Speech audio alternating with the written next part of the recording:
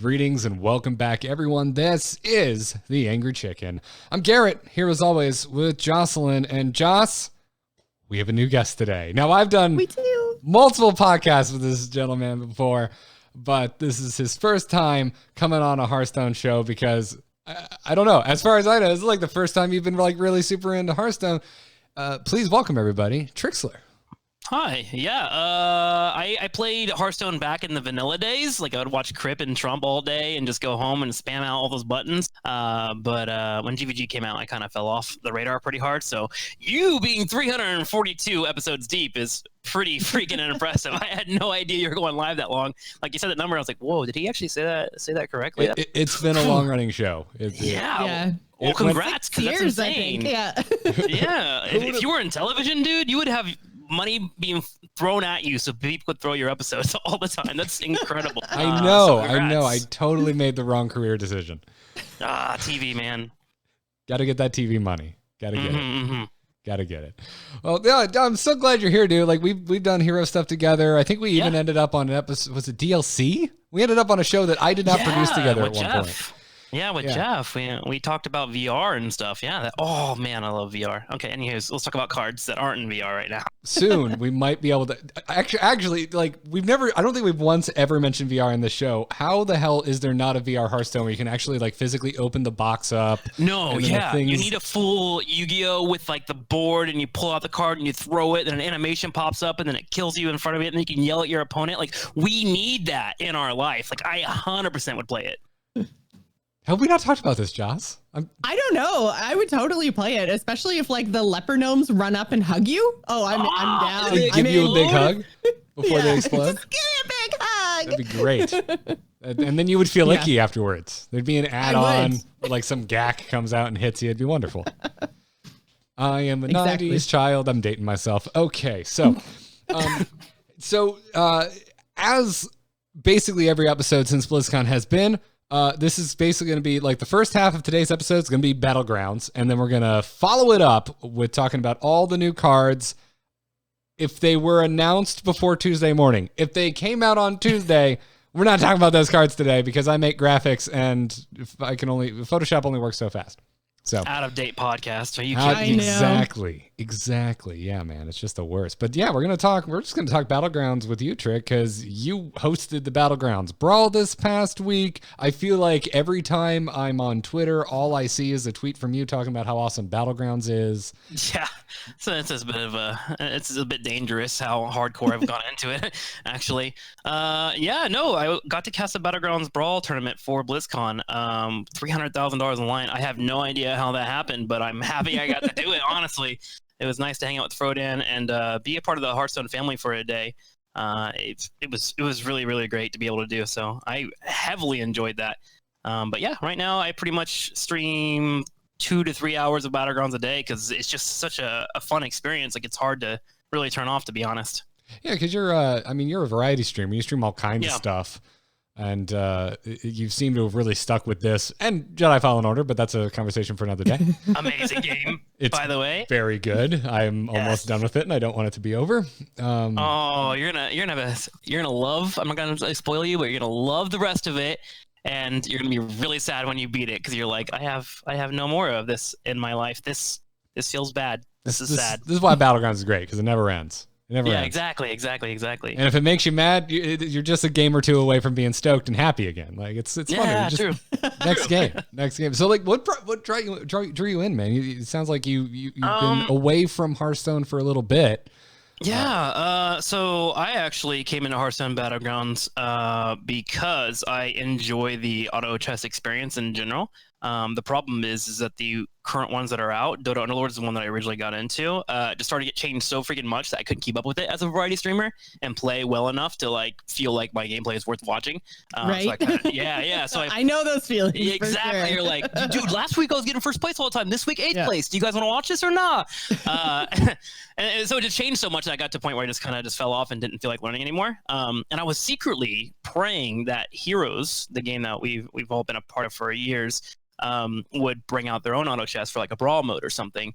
It never came to fruition, obviously. And Hearthstone was like, we got you. Here's a battleground. And I'm like, you know what? I'll try it out. I actually, when I first saw the trailer, I looked at it. I was like, a bit too simple, a bit too RNG. This isn't going to last that long. And then within 2 games, I just became full-fledged addicted, even though you shouldn't say the word addicted around Blizzard games. They don't like that word. But it does a really good job of making you feel like you're in control. There's enough RNG elements in it to make it exciting.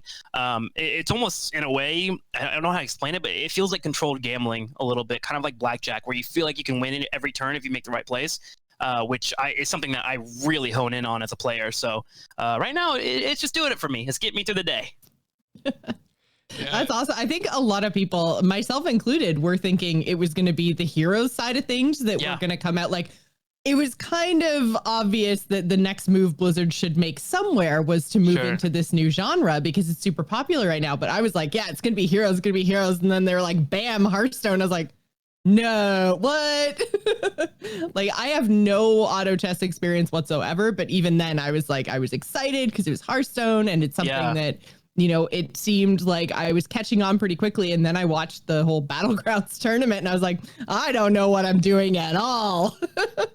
That's the beauty of it too, though, is like, because it's Hearthstone based, anyone that's played Hearthstone can jump into it. Like, it just makes sense. Like, you don't have a moment where you're like, what am I doing? I think the only like weird thing is when you jump into it and you realize that, okay, it attacks from left to right first and everything else is RNG. And like, once you like learn those small mechanics, it's helpful, but it's easy just to play and it's easy to just have fun. It just seems to have really just nailed the mark of what you need in an auto chess. I kind of keep yelling at it like Blizzard AF because that's kind of how it feels. Yeah, like, no, good point. It's so seems so simple when you first try it, and then the more you play, the more layers you kind of peel off of it, and you're like, oh my, it just keeps going. Because I've played quite a few games at this point, and I was watching the Brawl over the weekend going, oh, damn, that's how you draft Demon. Right? I get it now. Yeah. That was me, actually. I went in feeling kind of peacocky. I was like, all right, I'm doing pretty well. I'm climbing. I'm pretty good. I put in like a week and a half of this game. You know, I play every composition, and then I just watch the pro players in like the green screen room as we're preparing for the entire event. I'm like, oh, God. I know nothing. I actually went home. I studied for 4 hours straight, watched other pro players play, and then I went home and played that evening because I was like, I need to figure out how to play the game like this. And I just won 7 games in a row. It was actually incredible how much you can learn what you can do with this game if you learn how to control what is given to you and just adapt as a player. Freaking amazing. It's the first time I think I've seen a 3 of Mal'Ganis. That was fun. Yeah, right. There was so much weirdness going on that I really dug, and I'm just waiting. I guess everyone has like letting our first tier list go by the wayside because like I was seeing patches make it so far in that final round, and I'm like, the tweets are coming. People are going to be like, I thought you said patches wasn't that good, and I'm just like, you don't think patches is good? I thought we were good on. I thought it was patches. We were yay. Was it was lower rag, we were boo. Was lower on Sure. the totem pole for sure. And I still think that, but I mean, we got into it. I mean, what do you think about this Trikslyr? Because we've been talking about it basically since BlizzCon and kind of the idea of evaluating heroes, and it's that like it's a drafting game, and because of that, like you can win with any hero. Like if you draft well enough, if you deploy a good enough strategy, and also you get a certain amount of luck in your draft, like it doesn't matter. You could be pure mad and win the game. Yeah. But you know, certain heroes just give you more of a leg up than others, and we put patches below average, but not like bottom of the barrel. Yeah, he's in a way RNG dependent, right? Like you say, you're board as best that you can, and you're hoping that when you play patches, especially in the late game, that you're popping a Divine Shield, right? And so you have 2 random shots that can hit anybody for 3 damage to get rid of the Divine Shield, or maybe snipe a Soul Juggler, but that's about all he can do. And you compare that against someone like Nefarian, who gives you 1 damage across the board. You are guaranteed to make sure to go into the round without facing off against Divine Shield. So yeah. There are heroes that are going to be a little bit on the weaker side. They do different things. They can have the PogChamp moments where your brain just explodes and you feel like the best player in the world, and then you die to 20 damage the next turn. That's just kind of how this game is. But I think that makes it a lot of fun, too, because there's a lot of heroes that I find adrenaline rushing, but you don't get very often, like the Lich Queen that actually got taken out on Tuesday. I actually think she was one of my favorite heroes to play next to Dancing Daryl. Because the strat that I would run is I would just tap all the way down to like 5 HP, rush to level 5 and get a Mal'Ganis and go for a comeback. And that was such a fun experience. I think that's how they're going to balance this game and make it have longevity, is just to make sure you have heroes that really change the dynamic of how you look at the game. Just like figured out a way to hot drop in a auto battler. Yeah, right. It's like, I'm going to put myself in the most risk as possible and hope to get the biggest threat to deploy. And it feels so good when you win too. When you lose, like, oh, that just sucks. I don't have the best hero. So you have like a blame game, and then you have like the moment where you can be like, I'm the best player in the world, guys. Deal with it, which is nice. You need to have that balance in these kind of games. Speaking of which, like the Lich Baziel being removed and whatnot. How are you liking the first round of balance changes and also the new heroes? Because like I went from consistently getting like top 2 to just sucking it. Like I'm so bad right now. Are you crashing and burning? Post changes, yeah. I guess I'm you with Underlords right now. Have you did you run a lot of Maleficent and Mukla? Was that your? Yes, I did. That's why those were the face roll characters that could guarantee you top 4, and I felt potentially like top 1.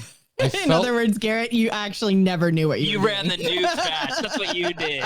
Like, you just picked the tribe. Well, and when the other thing that happened was when I didn't take them, I would grab a junk bot regardless. Like if I found a junk bot early, no matter what, I would at least half change my tech. Like, really? You're just like, I'm going back now. Yeah. Like I felt like, okay, because if I didn't hit an early amalgam, the junk bot gave me a chance. And that got me so many top 4s that I shouldn't have gotten when I didn't hit an amalgam or I didn't catch a buff wave. And now that junk bot is 5, I'm just effed. Because we should do a little coaching session, man. We should.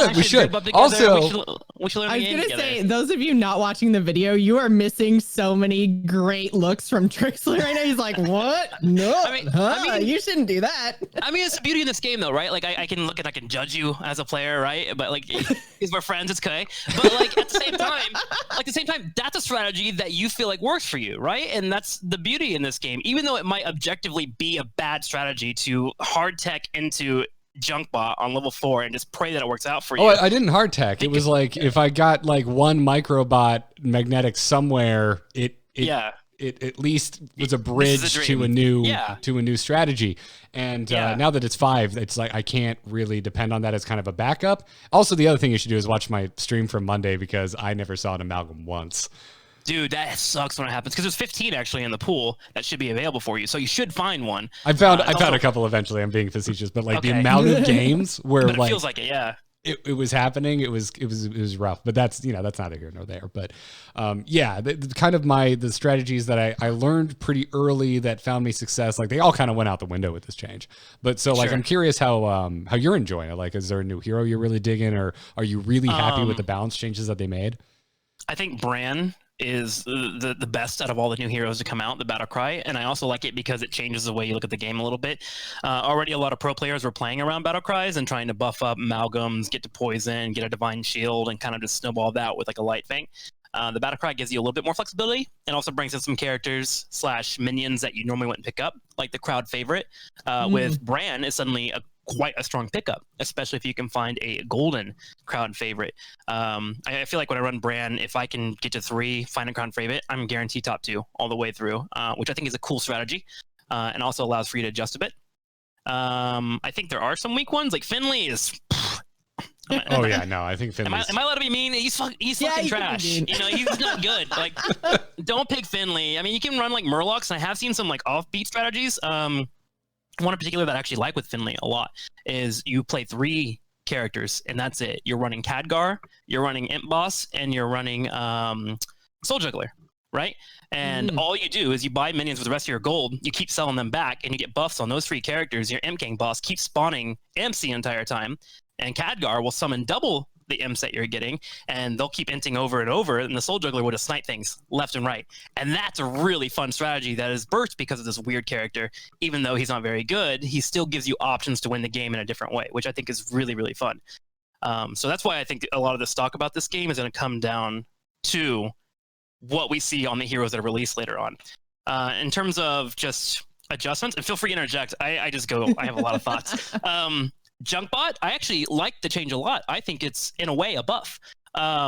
Because a lot of your mechs are built into your level 4 tier, And so when you're trying to go mech, or you have that pull trigger that says go mech, say you find a Cobalt on level 3, you just take up to 4 and you literally just sit on 4 and you find out all these buff characters and you keep adjusting and buffing whatever you can find around you, whether it be the Rover or the Cobalt. It's also really helped finding the Anoia module.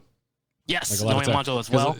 Either way, whether you're going mech or you're just trying to buff your amalgam, which everyone's trying to do, that has...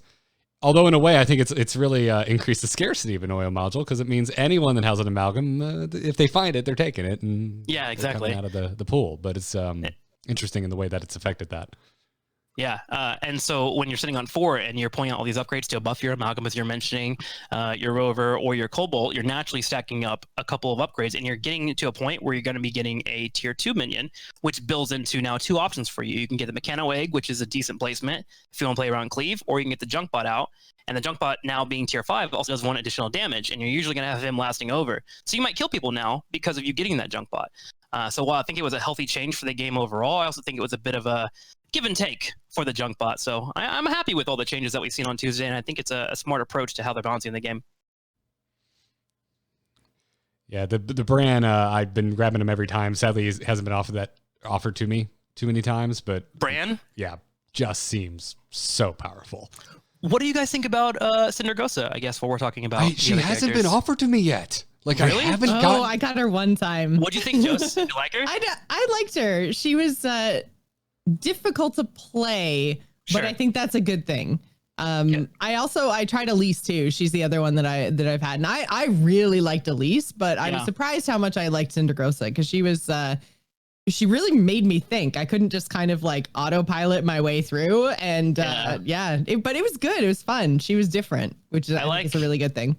I think I agree with you. I like how she feels, because she just fits naturally into what you're trying to do in the game with the freeze mechanic. And it's cool that you can build off of that natural mechanic that you're already playing off of. So now you're trying to balance your economy, spending on what I want to do to buff up a certain character, get that 1-1 in there, which could be the difference between winning and losing a fight. So yeah, I think she's fun. And Elise is weird for me right now. I don't know if I'm full on the Elise train. I think what I don't like about her is when you find the map, you have to spend 3 gold to play that character. Yeah. And it's not a guaranteed character that you even want to pick up.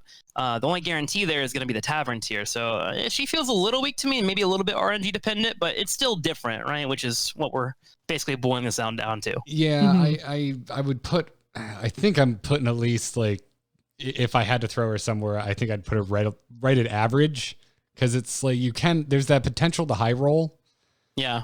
Which is good, obviously, but there's also that, like, if you've ever had a bad AFK game, you have that chance every single time you spend 3 gold on one of those discover maps. Yeah, that's a good point. And it hurts. Disgusting. Yuck. Yeah, but she's the one I've had offered to me the most, and usually when Elise is offered, at least in my anecdotal experience playing this, it's like up against 2 other stinkers. So I've gotten quite a few Elise games under my belt in the past week, as much as I wish the game would keep offering me Bran. But it's I still go for it, because I'm just like, well, are you running the 3 hero offers or the 2 hero offers, which is the 3? My God. Okay. My God, Trikslyr. This man's spending money. He's what do you take me for? You know how many? You think I'm a free-to-play gamer? Oh, this guy. I have all the pre-order packs, even though, like, boy, I'm excited for Descent of Dragons, but I'm going to still be playing a lot of Battlegrounds. So yeah, it's fun. Probably didn't need to go whole hog on pre-ordering all of the possible pre-orders I could have, but yeah. No, of course you did. yeah. You needed to, of course. You got to get that extra option in. Yeah. The best part is the emotes. Did you guys have the emotes? You do, Garrett. Do you, Joce? Oh, obviously. Yeah. Which one's your favorite? Which emote do you spam when you're tilted? Well, I like the little wavy one. The Murloc wave is the Murloc? best one. This is the best one. Yeah, you just did the little Murloc wave and the sweaty panda. Those are my favorite. I bop those left and right constantly. The worst part is no one else seems to have the emote, so they never answer back, and then I feel all alone again. The sweaty emoji, that's like my respect one. Like, if it's close in either direction, if I lost and it was close, or if I won and it was close, that's like the hat tip to whoever. Sweaty panda. Whoever I just went. We made it. Yeah. I loved it. That's the respect emoji, and then the Murloc one is just You're just trying to inject some smiles into your session. I was going to say, I always do that. When I first go up against somebody, I give them a Murloc wave. And then when they beat me, I'm like, okay, bye. I used to be that wholesome. And then I became the gamer when I knocked people out by like 20 points. I Murloc waved them. Oh, so I made it a little toxic. You're changing. I you know. must have changed what sorry meant too. You're the reason they took sorry out of the game. That was my go-to. My brief experience in Classic. I was that toxic. Sorry, man. Sorry. I don't know. You just gotta go in. Yeah, you gotta enjoy your wins, just a little bit. And you're not gonna see those people ever again until you get that friend request in the bottom left, and you're like, nope, you decline it. Do not accept. I always assumed it was because there were about a half and half. It was Canadian and U.S. developers on Hearthstone. They couldn't agree on how sorry was supposed to be pronounced. That's why they took it out. It was too bad. What about Murlocs? I know you were. I was following your early journey with Battlegrounds. Oh yeah. And you seemed to get hooked on Murlocs pretty early, and it was this roller coaster of I think they're bad, and then it felt like you were winning more when you got away from them. But what about because they changed around the Murlocs a little bit too with the patch? Are you back on that train, or are you just you have them splashed for a menagerie? It's usually bored when I'm given a free ticket, if that makes sense. It's not something that I pursue as drastically as I did in the first couple days. Pre-Tuesday, I came to the conclusion that they were utter potato sauce. Like I didn't want them, period, anymore. Potato sauce? Yeah, pure potato sauce. Do you not like sauce on your potatoes? I don't like I don't like potatoes that have been melted down so much into a sauce that you just slurp them up. That's what I don't like. But I love every other form of potato. But potato sauce, too far in the potato life. I was like, do you mean gravy? Yeah. So you mean people probably consume that in gravy? I'm sure there's people in Ohio that have potato sauce on everything. Yeah, you could have said In-N-Out fries, and I would have understood. I'm in with that. So yeah, pre-Tuesday, I kind of fell off the wagon with them. I do think after Tuesday, the changes are fair and just. There is still that element of you're trying to get to late game and find that Megasaur, because you want to be able to find Divine Shield Poison to make sure that you can win the late game. But it's not as doom-ending as it was beforehand. And I think, actually, I put them above Beast, but I have a very controversial opinion where I think beasts are stupid and they're feast and famine, and you're trying to do this hyper carry the entire time. And if you're unable to find a pack leader / golden beast by, I don't know, turn 6, turn 7, I feel like you just fall off so hard because everyone and their mom is trying to run beast, and so they're taking all these cards away from the hero pool that I just find myself getting frustrated. Yeah, I feel like everyone is still getting like those the Trump the Disguised Toast and the Crypt Mama Bear Broken YouTube videos from like the second day after BlizzCon offered on their YouTube offerings, because like God, people love their rad packs. Like, stop with the rad packs, guys. I mean, they're pretty strong. It's just one of those moments where it's like I either get stomped by beast or I get destroyed by beast, or I destroy the beast. Like, okay, so I'm not crazy. I've been feeling like beasts are the trap right now because they're just not consistent. I had a game on stream the other day, like I think it was like turn 4. I had a double hyena offered, and I'm like, you have to go for it, right? Yeah, and you got like, it, right? Just never got any other beast synergy. Never found a Hydra. Never found any buffs. It was just you're dead. Like 4 turns in, and you're like, do I pick up that Raptor? God, like, did they remove Rat Pack? What's happening? Yeah, exactly. No, I completely agree with you. Like, if I were to actually rank them all the way to actually, let's turn it on you guys, the host. How would you rank the current tribes from top to bottom? Let's go with Joce first. I think probably mechs. I find I always get top? just wrecked by mechs. Yeah, so mechs probably are the best. Then I'd probably go maybe demons now, because they just seem to get so big, and if nobody goes like crazy poison routes, then they get the job done. Sure.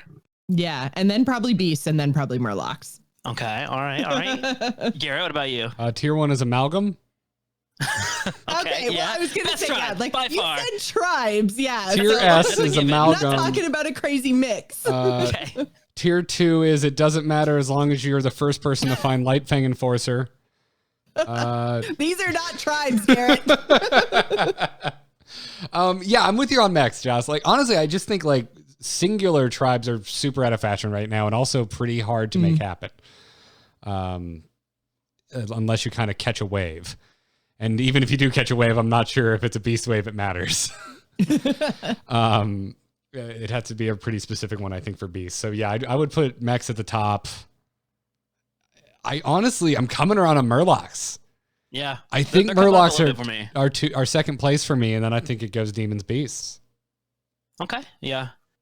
For me, it would be I don't know if you want to consider Menagerie strat as a strat. So I'll just. It's a strat, tribes. But I wouldn't consider it a tribe. Yeah. Okay. So we'll put it out there, but I think that's the strongest if you can get an early light fang. But I would go definitely mech. I would go probably demon, Murloc, and then because I hate beasts, is again personal bias. Beast would be fourth. However, if I were to objectively look at it, I would say mech, beast on a good board that actually does what it's supposed to do instead of inting. Sure. And then third would be demons, and then Murlocs. But Murlocs are getting to a point where they're wavering between the demons, and you can make them all work in a way if you get the right cards. Yeah. So that's probably how I put them as well. It's fair. Like if we're kind of doing like the vacuum thing, like in a perfect world, like what has the most potential? I think it's beasts. I just think there's too many chances for it to not draft nicely. Yeah, yeah. If you get your Cave Hydra, you get a high main, you get a Rat Pack that's like a nice juicy 7/7, so it's not too buffed, but also not too under buffed, and then you get all the spawns, and then you have a Mama Bear or a Pack Leader. Sure, number 2 all the way. But when it doesn't happen, man, it feels bad. Stabs you right in the heart. Yeah. Chat room is making a really, really good point right now because I don't know what this means. Okay, so explain the term inting because I have no idea what that means. My apologies. I'm a streamer / MOBA player. So whenever people are dying a lot or just not playing correctly, it has been common and popular to say they are inting, which means they are intentionally dying. Which is something that you would typically say is something that would be reportable, but it's transgressed now into this position where it's like instead of they're just dying or they're feeding or they're letting me down, they're just enters. You just call them out. You're just ruining the game for me. So when a hyena gets sniped or picked off, that hyena's inted. It's over. It's done. So there you go. Got it. That makes sense. I was like, do you mean like int, like intellect? Like they're making like super next level smart plays? Like, nah. I mean, it could be taken that way too, but yeah, it's been clarified. Yeah, but feeding, yeah, okay, feeding is a term I understand. I get that. Yeah. All right. Yeah, but to say your hyena is feeding, it doesn't quite work, I feel like. Yeah. Yeah, not quite. Inting has this hidden subtext of it has it out for me. It's trying to ruin it. Exactly. And it's kind of been meddled lately. Just kind of like trolling has become completely watered down and all this stuff. Just internet lingo. You know how it be. Yeah. Oh God. Well, we've got a question from our Discord. Cheesy Bob wants to know, since you were coming on, wanted to ask, how do you make the decision on when to hunt for a triple versus selling one of 2 minions to make room for playing better stuff? Okay. He also asked about hate drafting, which Joce, you and I are going to actually cover that subject deeper in a little bonus episode we're going to do that's going to went out later this week. But feel free to get in. We can do a mini hate draft conversation too, Trick. But for the moment, let's speak to when do you hunt for a triple versus when is the time to give up and play something better. This is something that I'm currently experimenting / learning right now, especially after casting that Brawl tournament. It seems like in the early game, the best thing to do, no matter what, is to flood your board with as decent minions as you can. You know, a Kaboom Bop, whatever. You don't have to go straight for a tribe. You're just trying to find decent minions while simultaneously trying to tech up as quick as you can to tier 3 and tier 4 without losing too much health. Basically what you're trying to do. Things that are really important right now, Alley Cats, Tide Hunter, things that give you a token, which is the extra spawn off of a minion. So when you pay for 1 minion, another one spawns, so you have 2 bodies. That's the token. Those are great, and they help you flood the board. Why the flooding the board is good is you are able to trade out pretty decently with a lot of cards. But also, you now have trade-in potential. So technically, that Alley Cat that you bought for 3 is really only 2 gold, right? You traded in 1, and that's better for your econ overall. You can make a play on turn 5 and turn in your token and get 2 minions instead of the 1 and have money left over. So it's all being efficient. Also, another reason why you want to flood the board early is because whoever has the most minions attacks first. And if you have attack priority, you are able to make sure that you either pop a Divine Shield, you can trade out a big minion first. You just have full control of how the fight's going to go down. I did not know that was a thing. I just learned that yesterday. Having more minions that made you go first. I thought it was totally random. Yeah. So super helpful there if you just want to just flood the board early. Then around that point, around tier 3, tier 4, you start to find important pickups like a Cobalt. And I keep them in the Cobalt because Cobalt's like one of the top 3 units in the game right now. But say you take the tier 4 and you got a Cave Hydra. You can start figuring out, okay, I have my Cave Hydra. This means that I'm probably going to be moving into either a Menagerie comp, which will be a Light Fang induced comp, or I'm probably going to move into a Heavy Beast. It depends on what I find. So if you found a Cave Hydra, you're probably on tier 4. Say you find a second Cave Hydra as well. You can say, okay, since I have 2 Cave Hydras, I currently have both of them on the board right now, and my board is full. I can do 2 things. I can either be aggressive and tech up to 5, where a majority of strong beasts are, and finish out my beast comp, or I'm barely going even on the board and I've lost 20 HP. My best bet is to spend my money on upgrades right now. That way I get a free tier 5. I'll potentially find a beast because where a majority of the beasts are at, and I'll be able to make my board stronger at the same time. So that's typically what it comes down to, is whether or not you can get away with a greedy play, or if you just need to stay in the game. And if you are able to deduce that, that's where you're going to be able to survive and get to that top 4. That's something that a lot of people need to actually realize in Battlegrounds, is you're not trying to get first place. Although we all do want to be first place. We all want to be Talladega Knights and have Will Ferrell be proud of us. What we really want to do is get top 4, because that gives us the coins and allows us to continue staying in the game and increase our MMR. So you just need to figure out where you can weave in the upgrades or your tech tiers and not die. If you can just not die, then make the greedy play. If you're on the binge of potentially falling out and getting picked off and taking 7th place, then don't upgrade. Look for cards that can increase your board. And if something comes to you, then great, go with it, but don't force it. I'd like to think that all of our listeners at home just busted out like a notepad and were frantically scribbling notes. Okay. Yeah, hopefully. I was like, I can't take all that in. Be... Sorry, I don't really, apologize. Really no. I talked really fast. No. And if there's any questions, please feel free to go in a bit harder. But again, you also need to study your tribes as well. I highly recommend, after you play 40 games, you're like, all right, I'm feeling this game. It's pretty good, but I want to get better. Go to the website and stare at all the tribes and all their build paths so you can build out a flow chart. Just for quick tips, Murlocs, you want to stay on tier 2, tier 3, and you want to find as many Murlocs you can, flood the board, get a couple buffs out, get some Cold Lights running. Cold Lights are the most important for Murlocs because they give you health, because Murlocs are missing health. The more health you have, the more likely you're going to trade out a card and be a 2-for-1 or a 3-for-1. So you want to stay on those tiers for a little bit, find upgrades, and then rush all the way to level 5, get the upgrades out, and get a Megasaur. Like, that's a flowchart for Murloc. Oh, Discord's taking a dive. Oh, I'm going to change servers real fast and go. Uh-oh, we died. Yeah, the Discord took... Okay, we're back. We died. Good. Yeah. It's over. We're going to try the US South server and see how that goes. Okay. Central just... Central didn't like us. Central ruins everything. It does the same with my Heroes games. It's jealous. Gosh. It's jealous of my... Of 2 out of 3 of us having really nice weather at the moment. Yeah. That's what it is. So it wanted to attack us. But you were talking about your flow chart and kind of what to look for Murlocs. I like that you really hammered home the fact that the big thing with Murlocs that are missing on their health. It's like an Island Battle Master in reverse, because the thing that thing is missing is freaking attack. You want it to live, right? Like it'll hit things, but it'll freaking die. If you can get a 2-for-1 on a Murloc, that's a thumbs up. Yeah. So whatever you said after that.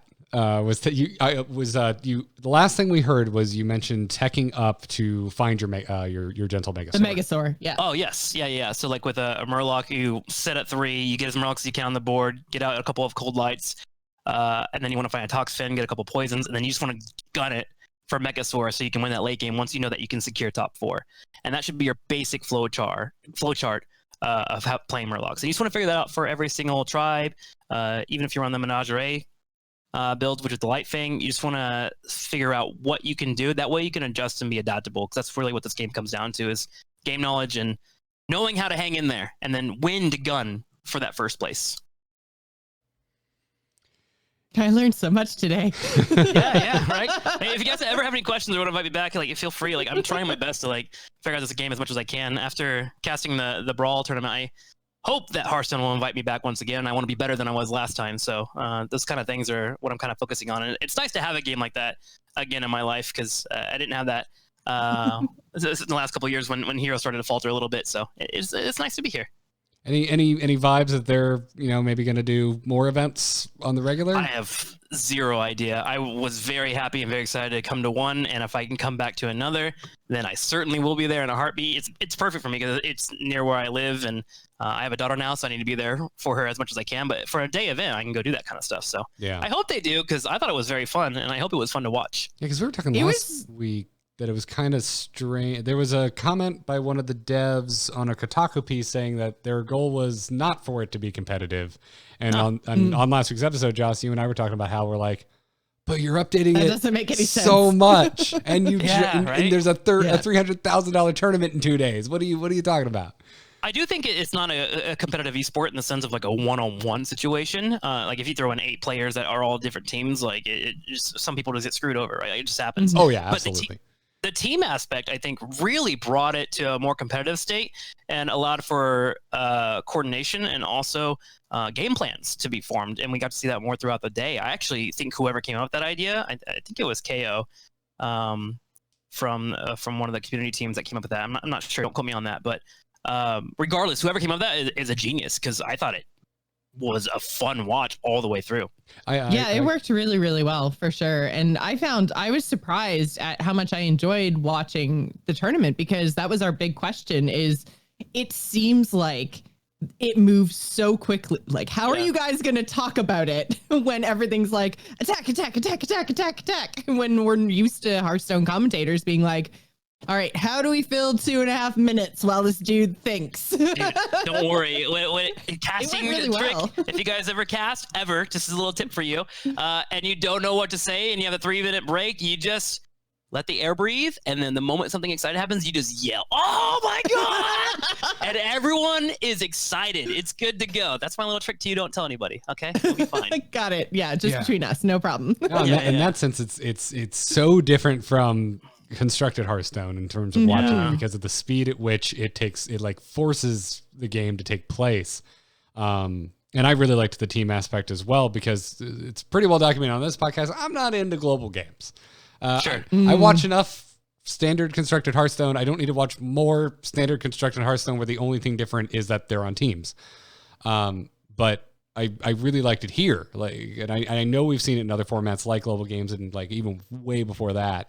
We had team tournaments, but here it was really awesome, and I just like the camera work. It was fun. Like when it was getting down to the final players, everyone else in the team was kind of crowding around them, and it just had this kind of human aspect that I really enjoyed. Yeah, personalities really delivered too. They were okay. I mean, they were okay. Yeah, I didn't know a lot about them, but I thought they did a great job of just making a lot of fun, which was easy for me to work with as a caster that didn't know Hearthstone before going into it. So I think personalities and just making it a team aspect is definitely the right approach.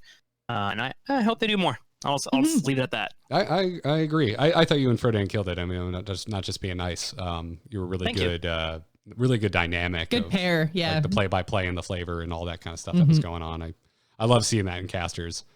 And I mean, it's so new, right? Like what do you do? So it was interesting to see just the difference in tone, because I think regular like standard Hearthstone is something that can be casted pretty calmly because it is a slower, dry, more methodical event.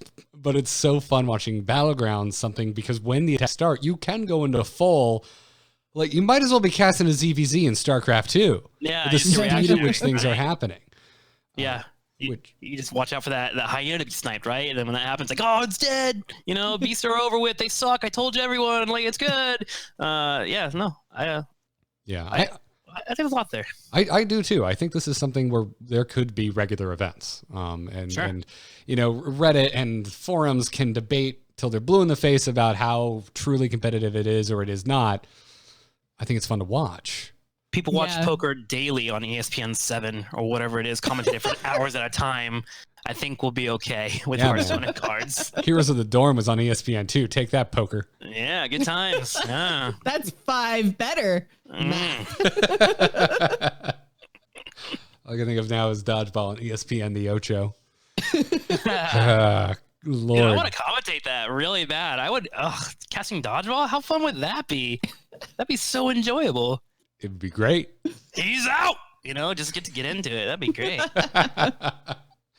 While I was perusing our Discord, by the way, because I hadn't seen anything yet. I'm just waiting for the day to come where HS Replay just flips the switch and they're like, all right, we've got all the Battleground stats. Come get your stats, everybody. But it hasn't happened yet.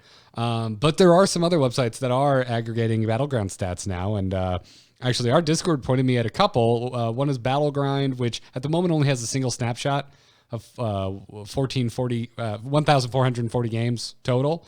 But Hearthstone also has been putting up stats that are being collected via their Innkeeper app, and that's being updated about every 2 days right now. So I've been enjoying looking at that.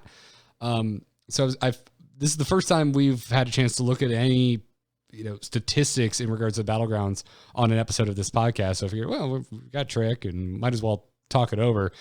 So I kind of wanted to talk about like the top of what Hearthstone is showing and also the bottom, because there's some things that surprise me and some things that don't. And I'm kind of curious to get everyone's take, but we can kind of kick it off with like the top 10. According to Hearthstone, and this is current as of November 24th. We're recording this on November 26th, so it's about 2 days old, probably just about due for a new update at the speed that Hearthstone's been doing this. But right at the top is AFK. Is the top of the top for win rates. AFB! That's what we call her. We love her. She's my princess. I love AFB. No, that makes sense. Like AFK, all of these characters, I don't want to like reveal them because you're probably gonna go down the line, but I'm looking at all of them except for one, and they all give you a strong early game or you can give you an incredible late game. Yeah. So it makes sense why they're all up here. Yeah, it's so well. Just real quick, rapid fire for top 10 is 1 AFK, 2 Bran. I could see Bran overtaking, honestly. 3 Rat King, 4 Patchwork, 5 Yogg, 6 Nefarian. Praise Yogg. Praise him. Yogg is one I need to work on. When do I roll that dice? When do I roll it? 7 Jiraxis, 8 Curator, 9 Bartendertron, 10 George the Fallen. Jiraxis is the one that surprises me to see Jiraxis' PsyOp. Well, Jiraxis got a buff, which is very, very natural for him. The problem with Jiraxis is that you have to build Demon with him to get any value out of his hero. So when he first came out and it cost 3, it was just a little bit too spendy. I am surprised he is top 10, but at the same time, I could see why he would be top 10. If you just get the correct rolls, like if you find a Weaver, Golden, early game, and then just snowball that all the way to late game, get Mal'Ganis, find your Void Lord, because a Void Lord is also big in a Demon comp, and that got a buff on Tuesday. It went from 6 down to a 5 drop. That pairs well with the Soul Juggler, to where you're buffing out the Void Lord, so it's going to trade out efficiently, and then it drops 3 of its little 1/3 demons. I forget the name off the top of my head. The Walkers? Void Walkers, yes. Which pairs with the Soul Juggler, because now you have 4 taunts that are 4 deaths, which means you get naturally, on the basic form of the card, you get 12 free damage. If you have an upgraded Soul Juggler, you get 24 damage and potential snipes. So I think it's just a combination of Jiraxis getting buffed, Void Lord getting buffed as well, and then people figuring out how to rush in the demons. So that one's interesting. The confusing one for me was George the Fallen. I think it's because of his late game prowess, because he's hard to work in. Like, when do I spend 4 gold to get a Divine Shield? And it's the answer is late game when you're very late. You more or less have everything you're looking for. But I mean, but that was the other thing. When I first got in the Battlegrounds, that was my thought with George. I was like, okay, cool. I get the late game and I'm out of things. Watching the brawl, and also you watch anyone streams, you get the late game, you're still looking for stuff. You're still trying to get 3 of your tier 5 and your tier 6 minions. Yep. So it's very hard to, I think, weave in that George. That being said, he is at the bottom of the top 10, like just barely pressing it. Bartendertron surprises me a little bit. I mean, well, I think the thing is too that we have to keep in mind with these stats is like this isn't like HS Replay where you can filter for rank. So this is going to be everybody who is playing Battlegrounds. Sure. Everybody. Yeah. So the easier to wrap your head around heroes, I think, are just going to have a little bit of a boost from that lower MMR. Whereas some of the harder to understand and harder to make work heroes are probably going to fall a little bit down. So, giving something Divine Shield is very easy to wrap your head around, and you could just learn the game there, whereas he might not be as good otherwise. Or like same with Bartendertron. Oh, my stuff's just cheaper. I don't need to think about, how I need to combo things. I just get things cheaper. Huzzah. Yeah, of the, I think maybe slightly below average heroes, but Thundertron's one of my favorites because it's just, you're just playing Battlegrounds slightly more efficiently. Which is funny because that's the same approach that you take with Bartender, you should take with Yogg, right? Except you're just, instead of teching high, you're just trading out the minions efficiently with your gold. So like on turn 3 when you have 5 gold, you get 2 minions instead of everybody else getting 1. You just go for the Yogg power and just take whatever you can and just roll with it. So that's interesting that you like Bartender, but Yogg you said you have troubles with because it's also a hero that over the lifespan of how long this game has been out, I have just taken the least amount of times because when it started, I was like, oh, I don't know about that one. I'm just not sure how to wrap my head around it. So logged so many more games with other heroes. And Garrett so now just hates Yogg across Are you afraid of all of Hearthstone? Well, no, he just like not just in Battlegrounds, but all of Hearthstone, all the history of Hearthstone. Garrett hates Yogg in every one of his iterations. I think you missed Whispers of the Old Gods trick, but whenever anyone asks us what's the card we hate the most over the entire history of Hearthstone, for me it's Yogg Saron. Oh yeah, did he play like 10 random cards or something like that? However many spells you cast, that's how many random spells he's going to cast. When you play him. And they eventually nerfed him, but it just became this emergency button everyone put in their deck. And as far as I'm concerned, it ruined esports at the time. So. Well, and maybe it hurt Hearthstone, but in Battlegrounds, let the tentacles take you over, man. Let Yogg control you, because Yogg will take you to places that you have never been before. Just enjoy the ride, buddy. Like, it's worth it. Get in the tentacles and live with it, okay? Because Yogg is Pog. He's where it's at. Oh, I like that. Yogg is Pog. He is.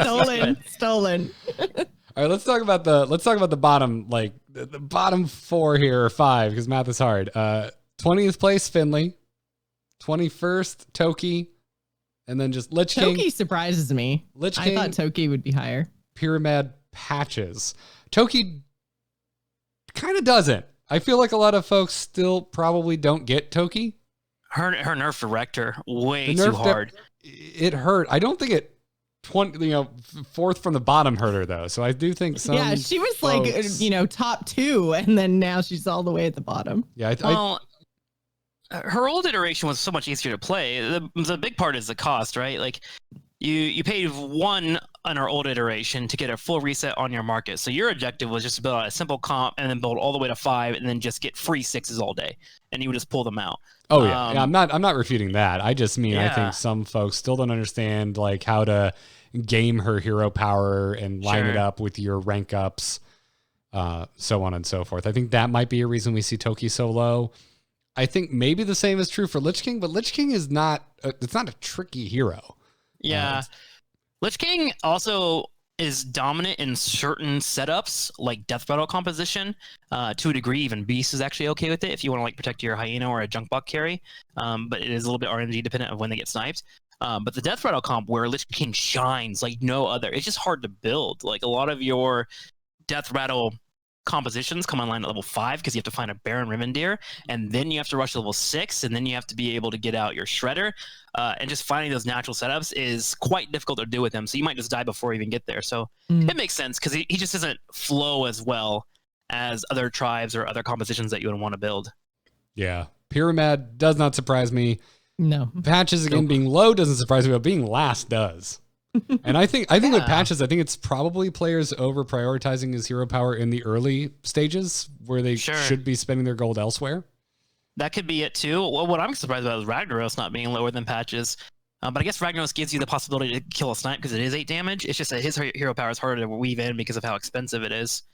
Ragnaros is I've been like at war with Twitter on Ragnaros because we were like, Ragnaros is bad and you shouldn't pick him. And everyone's like, it's the only hero I've won with. And I'm like, that's results oriented thinking.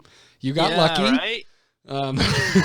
Wow, you savage. I don't know. Ragnaros is my boy. He's like my favorite Blizzard character lore and like the character that I played all the time in Heroes of Storm. And whenever he would get picked, I would just scream at the top of my lungs. Okay, listen, he doesn't have Lava Wave. Bad. I think he's bad in this matchup, which is it's sad. I said on our first episode where we kind of reviewed heroes, and I still think it's true. I honestly, I'd rather take Patches because late game it's easier to weave that in to try and get rid of Divine Shields than to weave in a 1 more gold on Ragnaros' hero power, which late game very unlikely to matter that it's 8 damage. Yeah. And if it does, like you did get kind of lucky. Like when we were having that argument or that debate argument, sounds wrong. We were having that debate. This was pre-balance patch, so folks were coming at me with like, "Oh, I'm sniping junk bots right and left." I'm like, they should be buffing their junk bots. I don't know why their junk bots are dying to 8 damage. Like that's on them. So yeah. Okay, so if you guys think Patches doesn't belong at the bottom, who did you think should be at the bottom? Who would you expect the absolute worst hero to be? Pyramid. Oh, Pyramid. Oh, okay, so still in the bottom 5, so not too out there. Let me pull up all the heroes real fast. I was looking at cards. Yeah, for me it would be Rag or Finley. Finley tilts me. He's like a reverse dancing Daryl, but RNG, and it's like, what? How was that decided on? Yeah. To be fair, I only played him twice, and I just hated both times. I haven't picked him again. So Professor that might be Petricide. I thought he'd be lower. No, he's so good, bro. Like, have you ran? No, listen to these 6 strats, okay? Listen, Rat About Pack. to get schooled. Yeah. Rat Pack. Listen, Rat Pack. You throw it in as early as you can, throw the Putricide on top of it. So you immediately get a flooded board of rats afterwards. So you sustain all the way until you're tier 4. So you just tech all the way to tier 4. And then you get a Cave Hydra. You get the Cave Hydra, you put the Cave Hydra on the far left, and then you buff that mofo, and then build whatever you want behind it because it's wiping out everything on the board and you're killing everyone. Putricide is freaking fun to play. He's litty bitty. So I'm going to push back a little bit. Okay, Your go sick ahead. Putricide strat lives or dies on only 2 minions in the entire game.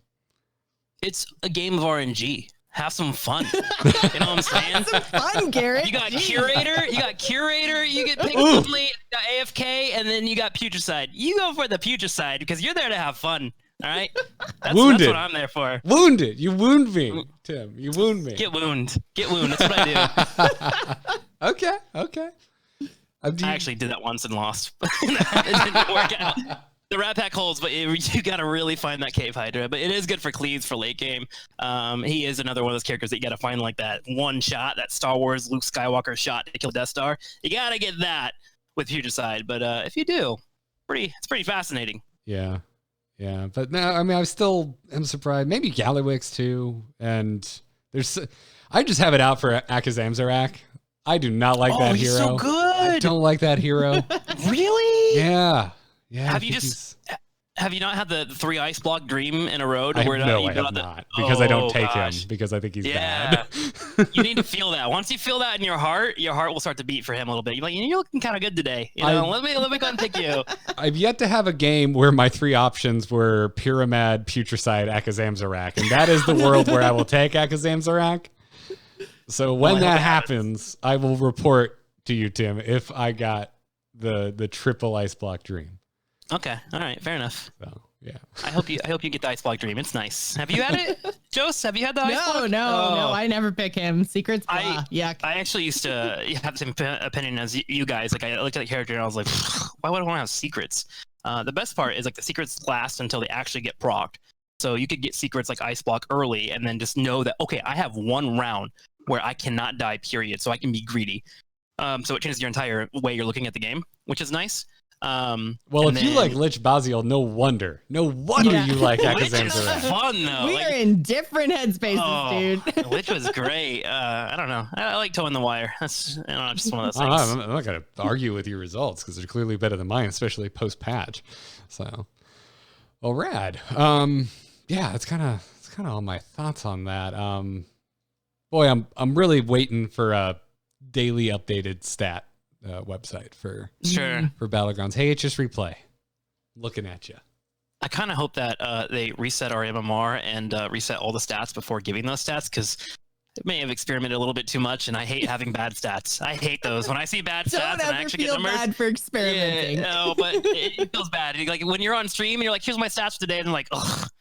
You died 20 times on Putricide? I'm like, yeah, but one time it worked, guys. And it was glorious. It was glorious. I promise you. I wish I had the replay. Like, I don't know, man. when I have stats, I want to have a clean slate. That way I can manipulate them to look good because I'm weird like that.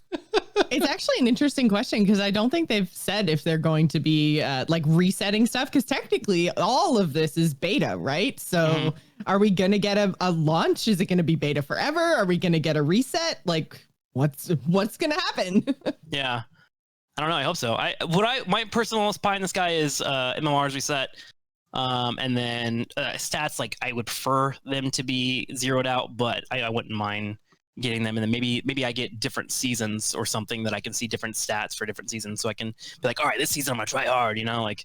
Well, I think we're going to have to re-unlock like our emotes and our third hero option, right? So it would make sense if they kind of sync that up into a seasonal thing. Sure. It's like, all right, reset, do it again. Yeah, I feel like they have to reset at some point, right? Like whether it's like seasons, I hope it's not monthly. Ugh, gross. I hope so too, because I want to be able to fail like I did like post this update. Like I want to have that freedom to be like, yeah, screw it. Like if I suck, I need to learn, but I also need to like, you don't want to pile on to that ladder anxiety. Be like, no, this is forever. Yeah. You just thought Pyramid was dope for some reason and went on a 20-game losing streak. Sorry. Yeah. It's on your permanent Battlegrounds record. No, I agree, man. I don't want that record. Just delete it all, please. Yeah. Arigato. All right. Well, dude, Trick, this has been great. We're gonna have to have you back for sure to talk more Battlegrounds. But I would love to. Anytime, man. We've got like I think 16 cards to talk about, which tends to take a little bit. So we're gonna time for me to leave. We're gonna let you. We're gonna let you go. But hey, man, before you go, where can everyone find you if they want to go watch you have some sick Putricide games on Battlegrounds? Just check me out at my favorite Hearthstone podcast. They have over 360,000 episodes at twitch.tv/amovetv. Check me out. And that's it for me. Do I just leave? Is that it? Say bye. Do I leave? You can leave, yeah. All right, bye, Garrett. Bye, Joe. Thanks for having me. Bye. And I think it didn't explode. I'm so big. Hey, the transition just worked. I love it when tech is on my side. Seriously though, everybody, Trick is like the nicest guy in the world. You should go follow him. He's Trikslyr on Twitter and twitch.tv/Trikslyr. That's TRIKSLYR. I am assuming if you like Heroes of the Storm, you're already familiar with all of this, but maybe if you're Hearthstone only, just in case, Trikslyr's new to you. He's a rad dude. Love his stream. Love talking to him. So it was so cool to see him do the actual Battlegrounds event. I thought that went so well. I watched it like start to finish. I was not so into it. I had some issues we talked about last week with why I didn't think it was a great idea. And I understand that it's like a marketing thing or whatever, but I was kind of just like, oh man, I wish that they would have done things differently. And then I watched it and I was like, okay, this is entertaining. You win. Yeah, absolutely. And you know what? I completely forgot. We also had a news tidbit to talk about. I wondered when you just like kicked him off. I was like, oh, rip. I was just looking at the time. I'm like, my God, we're an hour deep already. And I knew, Trixel had other things to do today. So I was like, all right, we should probably wrap this up. I'm like, oh, crap, we have news to talk about. All right, so here's what we're going to do. We're gonna thank a sponsor. We're going to roll in the news. We'll thank another sponsor. Then we'll get into card reviews. How's that sound? Sounds good. Sound good? Cool. Well, our first sponsor to thank today is Quip Toothbrushes. QUIP. You can check them out over getquip.com/TAC. Don't repeat that because then we're going to confuse on URL. I know, I'm sorry. I have always had a problem with qua. Like that kind of thing, and sticking whatever happens afterwards. But you should go check it out. You're also going to get a free, your first refill pack for free with a Quip electric toothbrush. But if you haven't checked them out, they're just great. They're really nicely designed electric toothbrushes, and they're going to send you your replacement brush head and a battery, which I didn't even realize when I first signed up for this. And then the dentist recommended every 3 months, it's going to show up. You're going to get your new brush head. It also comes with a little battery. You're good to go. You no longer have to worry about that disgusting, like, did I fall asleep with the toothbrush in my mouth and just chew on it all night? Like, that's what my toothbrush heads used to look like before I would replace them. Like, they look no good. Like, maybe my dog got a hold of it. I don't know what happened, but apparently I was going too long, Joss, before replacing my toothbrush head. So you should go check them out because I really like them. I'm glad someone got you under control. Yeah, and on top of that, it pulses every 30 seconds for a full 2 minutes to remind you to change where you're brushing. So you're gonna get a even clean. Your teeth are gonna look great. It's just convenient. It's a great way to start your day and also to end your day. So go check them out. Quip starts at just $25, and again, you're gonna get your first refill pack for free over at GetQuip. That's getquip.com/TAC. It's a really simple way to support the podcast. You also get to start brushing better, but you have to go to getquip.com/TAC right now and get your first refill for free. Check it out, getquip.com/TAC. And now, Joss, let's report news from another podcast, something we don't do very often, but I'm really excited about it. Good news, everyone. We're getting dragons. We're getting tier 5 Murlocs. We're getting even more in Battlegrounds. Brian Black. Confirmed. Not just rumors like last week. Hardcore confirmed. Although they mentioned King McGurgle in the patch notes, which we just assumed was a Murloc because of the name, even though they didn't quite say it. But this comes via the Hearth Casual podcast. This is Brian Black, aka Roe and Co. over there on the Hearth Casual podcast. You should go check it out. But they got to talk to Mike Dene and Connor Cow from the Hearthstone team about Battlegrounds last week, and the two developers gave hardcore confirmed reveals. It's awesome. Freaking awesome. So King McGurgle, we now know, is going to be a 6/3 Murloc at tier 5 with a battle cry and a death rattle. Your Murlocs get +2/+2. I'm not even sure I want a triple King McGurgle, Jocelyn. I might want to just keep cycling my second one off the board when I buy the third to just have 2 of these, just keep getting that death rattle popping. Yeah, this seems like kind of late game Murloc-y stuff that we were looking for when we were first talking about tribes before the first patch, right? As we were saying, there's just not a whole lot in late game the same way there are for mechs with Junkbot and Hyena for beasts. So there's nothing that's just constantly growing out of control. And this is something that you could just constantly grow out of control. So I think this is awesome and probably costed correctly being tier 5. You think it's going to put Murlocs up over the edge in singular tribe strength? I still don't know if they'll be better than mechs, but I think that they'll at least be more competitive than beasts and demons, I think, once this actually comes out. Boy, I'm going to say I think this might put Murloc on top. Really? You think so? Maybe. Well, I think Murloc feels so Megasaur dependent, right? Because you get a Megasaur off and then it's like, wow, yeah, my board's disgusting. But yeah, I don't know. Again, they can still leverage the amalgam at the end of the day. Yeah, worst case scenario, you can get a Divine Shield on one of your minions. It's the amalgam. You do it through the Annoyo module. And you've got the Murloc that gives poisonous, so you don't necessarily need the Megasaur. So you do have a little bit of late game flex. Which I think is really important in Battlegrounds because it's RNG. So in that way, I don't know. I see you, King McGurgle. I think King McGurgle might make Murlocs king. Might distribute that crown across the entire tribe. So I like it. I like this a lot. Also, they confirmed that dragons will be added to Battlegrounds. Where do we even start? What's I mean, we've got to see some heroes rotate out, right? Because I think they said they're still working on Reno. I think that was last week's news. So if they're working on Reno, they're talking about upgrading it all the time. We've got to have another hero rotation coming soon, right? I would assume that's when they're going to add dragons and we'll have some dragon-based hero powers. Yeah, that's... It's... Because at least they said that it's likely heroes will return, right? But at least right now, they seem to have been, Jiraxis aside, moving away from the kind of tribe-specific heroes. So, but at the same time, Jiraxis is still here. So yeah, they've probably got a dragon hero waiting. They'll probably, but right?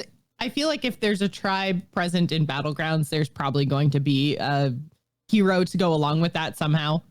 I wonder. The probably bigger question, I think. Yeah. Probably Reno. Reno's the dragon hero. What I really want to know is if Rat King will get an update, if his hero power will have the chance to flip to dragons too. Possibly. I don't know off the top of my head, like what dragons from like constructed Hearthstone they would bring in.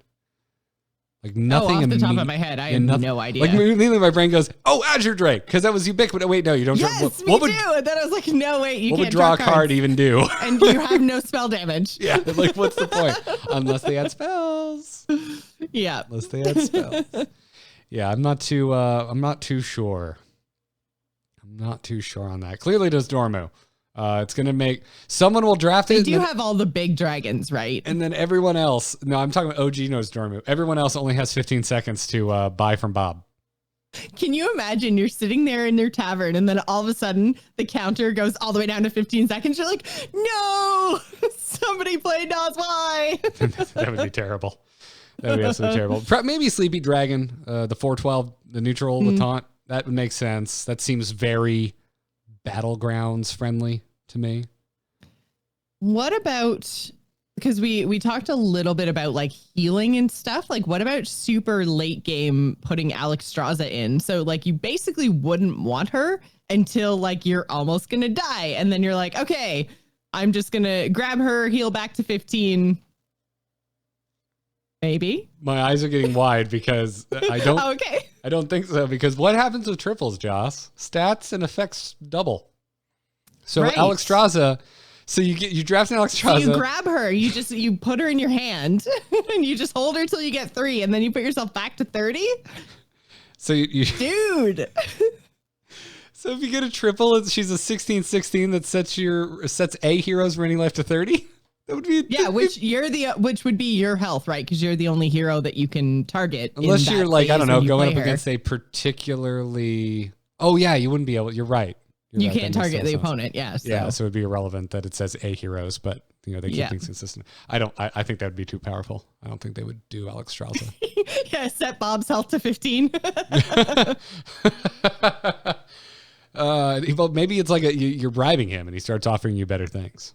So, but yeah, I think she could be cool. That's all I'm saying is that, we talked a little bit about healing and how that may or may not work or may or may not be good in Battlegrounds. And I think maybe dragons and Alex, the triple idea is a really, really interesting. I don't think you'd ever really get it because I feel like anyone who ever saw her would grab her. So I don't know how often you'd actually, like, if a triple Alex would really be a possibility. I don't know, but I think she's interesting anyway. Yeah. She's more interesting than like Malagos, who just has spell damage. And like you said, we don't have any spells right now. Yeah, so. At the moment, that doesn't make any sense. Yeah. Deathwing, why would you blow up your whole board? You don't actually have your opponent's board at the point his battle cry goes off. Yeah, I think you'd have to homebrew like the other version of Deathwing. I know we're getting a third one, but Deathwing Dragonlord, which was the Old Gods, was the Death Rattle, put all dragons from your hand into the battlefield. I feel like you would need a Deathwing Tavern Lord, which was like battle cry, recruit all dragons in Bob's Tavern or something. Maybe. Or like Death Rattle, similar to, I'm totally blanking on it, but it's the Battleground specific, the one that brings back the mechs that have died. You could do like bring back the first 2 dragons that died this round or something like that. Yeah, that'd be interesting. So yeah, you could do yet another iteration on Deathwing. Yeah. Although I feel like that wouldn't be a Deathwing thing. Like Deathwing destroys. He doesn't bring things back. Maybe he made an army. They're all these like hideous, like armor plated, nailed into them, mini Deathwings. Mini Deathwings. I'd be down for that. Like, what about Onyxia? Why would you want to spawn a bunch of 1/1s on your board? Maybe they'll give us a reason. Yeah, maybe they'll give us something that, grows when dragons die. The Nixie would be interesting if there was like battle cry buffs for dragons. So like you spawn all these, it would allow a complete endgame hard shift into dragons because you would just sell everything, buy the Onyxia, play it. Yeah, you could. Yeah.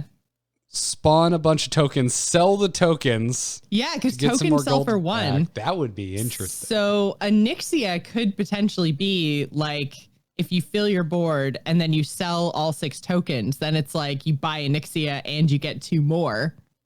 Like her tokens are kind of like 2 minions, right? Yeah. Worth of gold? I don't know. That would be Could be interesting. Yeah. Yeah. Okay. All right. I mean, and obviously they're probably going to make at least one homebrew dragon specifically for the format, Yes, if not more than one homebrew dragon. So, it's a lot of freedom and flexibility in Battlegrounds. So while at the same time, like clearly limited, like they're not going to throw all. We know they're not going to throw all dragons in. So it's like, well, what are they going to really reduce that pool down to for this mode? So.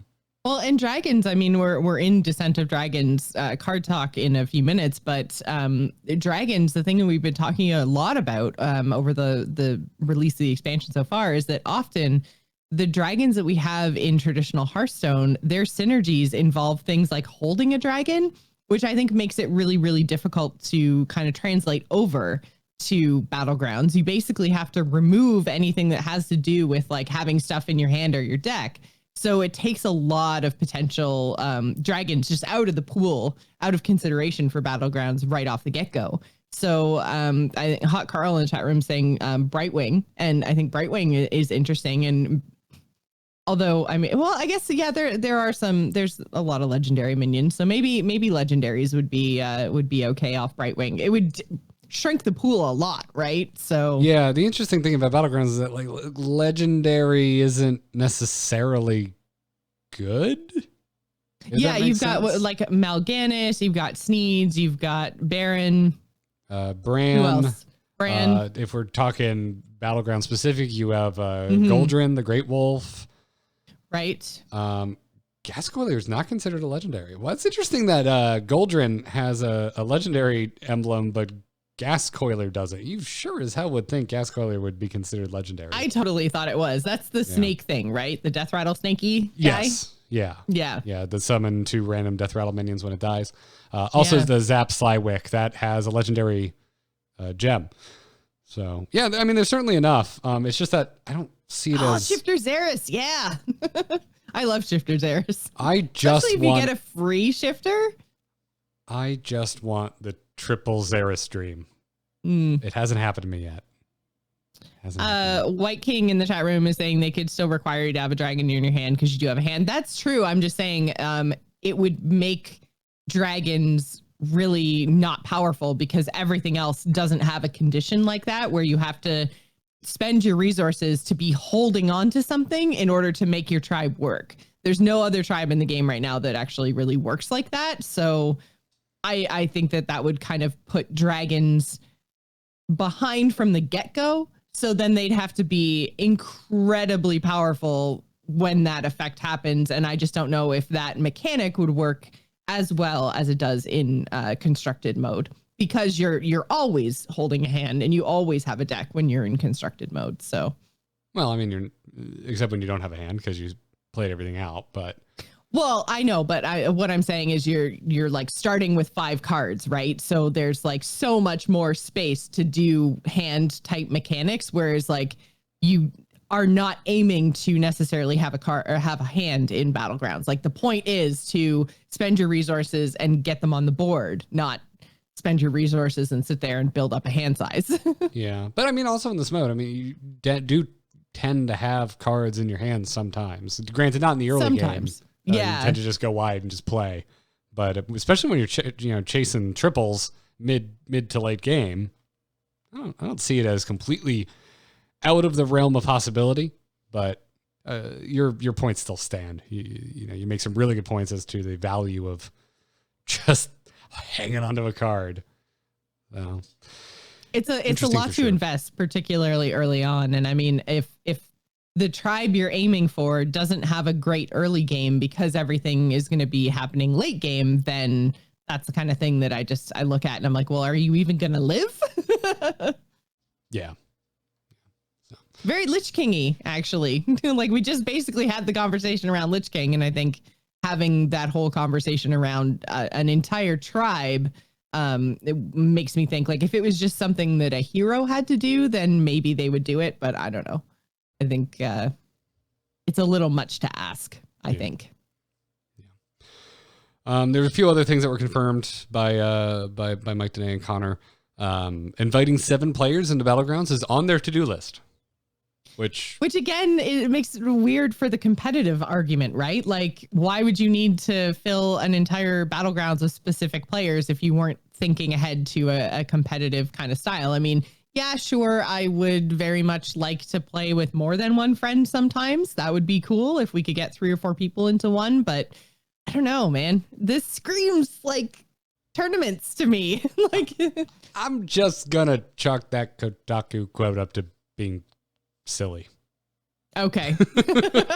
So you're on the same page as me then. Like, 100%. You looks like, okay. I was on the same page as you last week. Like I said on the show, there's a direct quote from last week where I was like, I would argue Battlegrounds is competitive. I would make that argument. Yeah.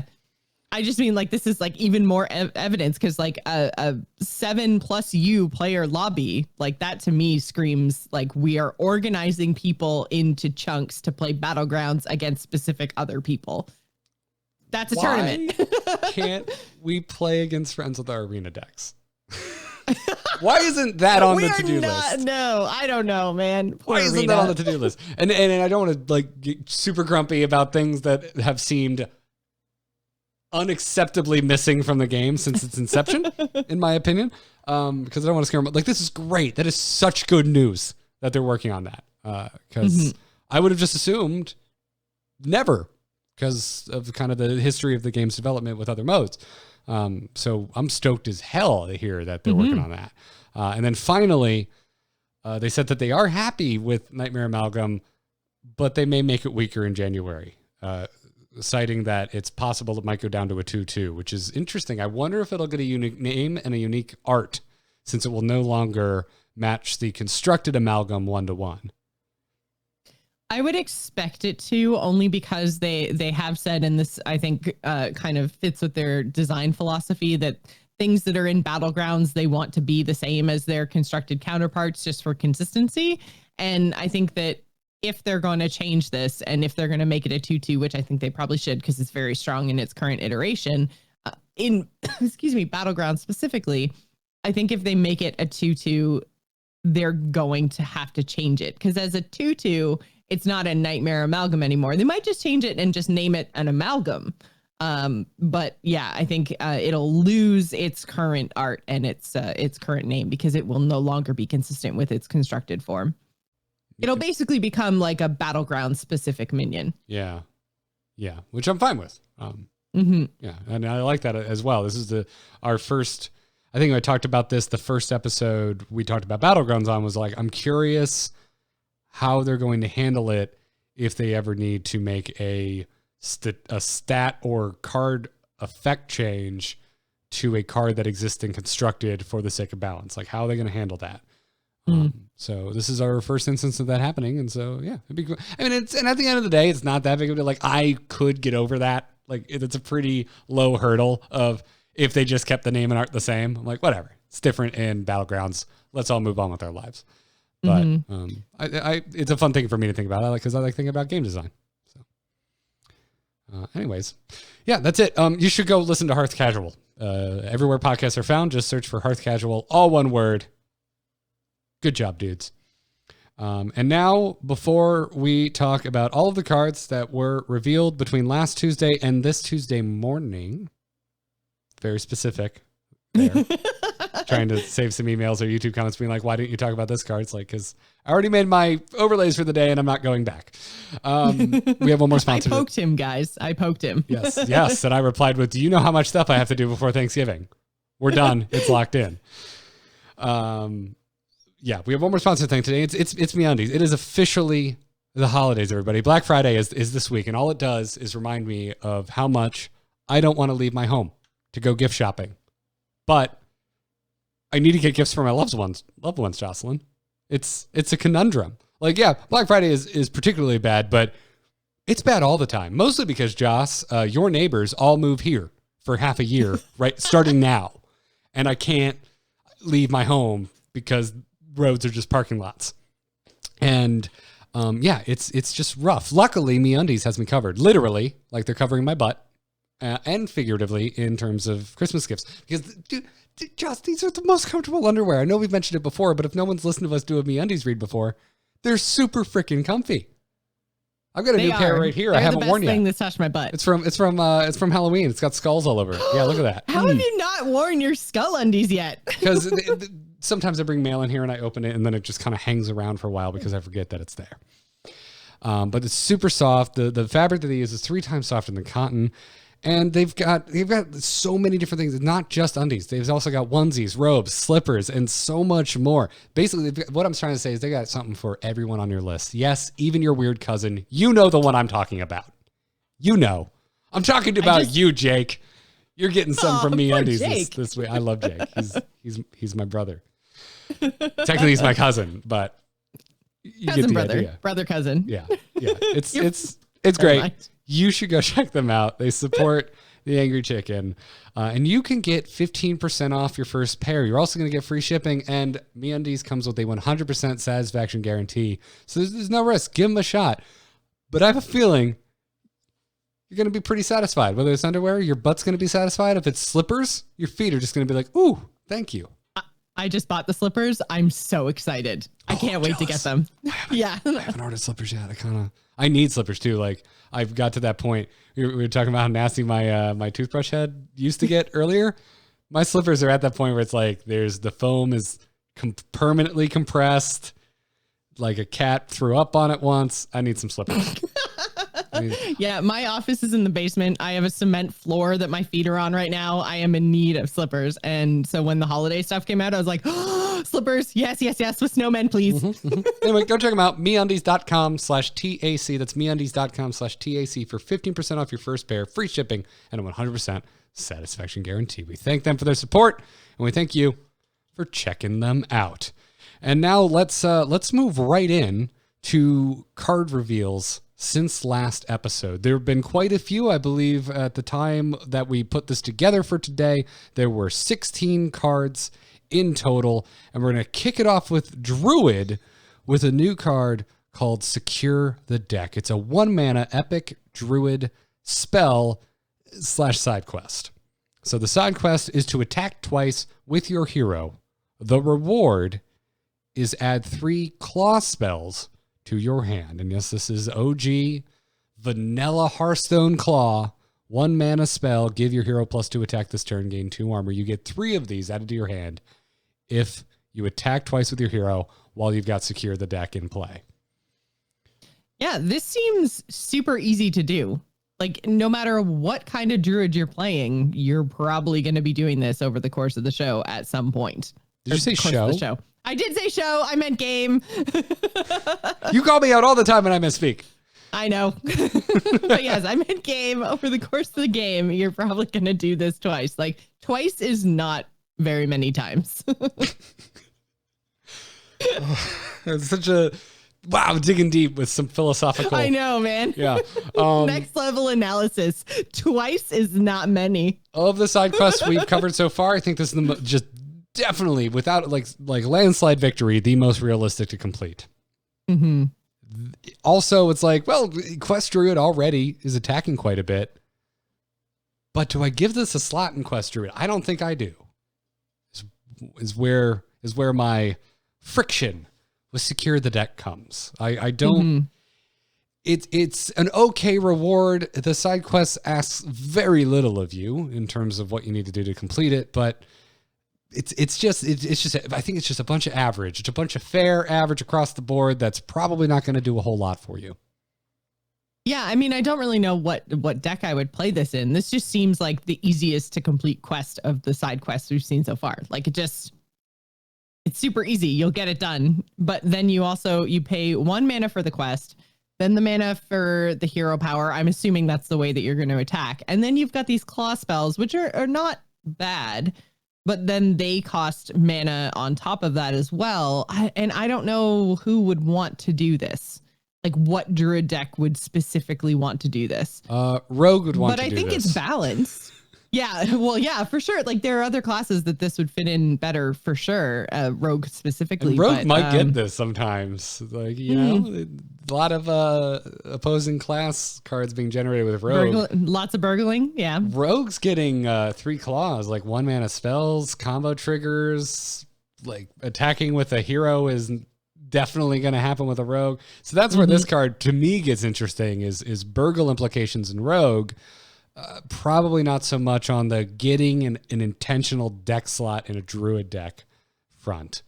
Unless we get some kind of weird, I don't know, hero power Druid going again. Like, we'll throw a TGT Wild tournament and you're allowed to use these, the weird, there's a lot of weird cards in Descent of Dragons that remind me of TGT and Inspire.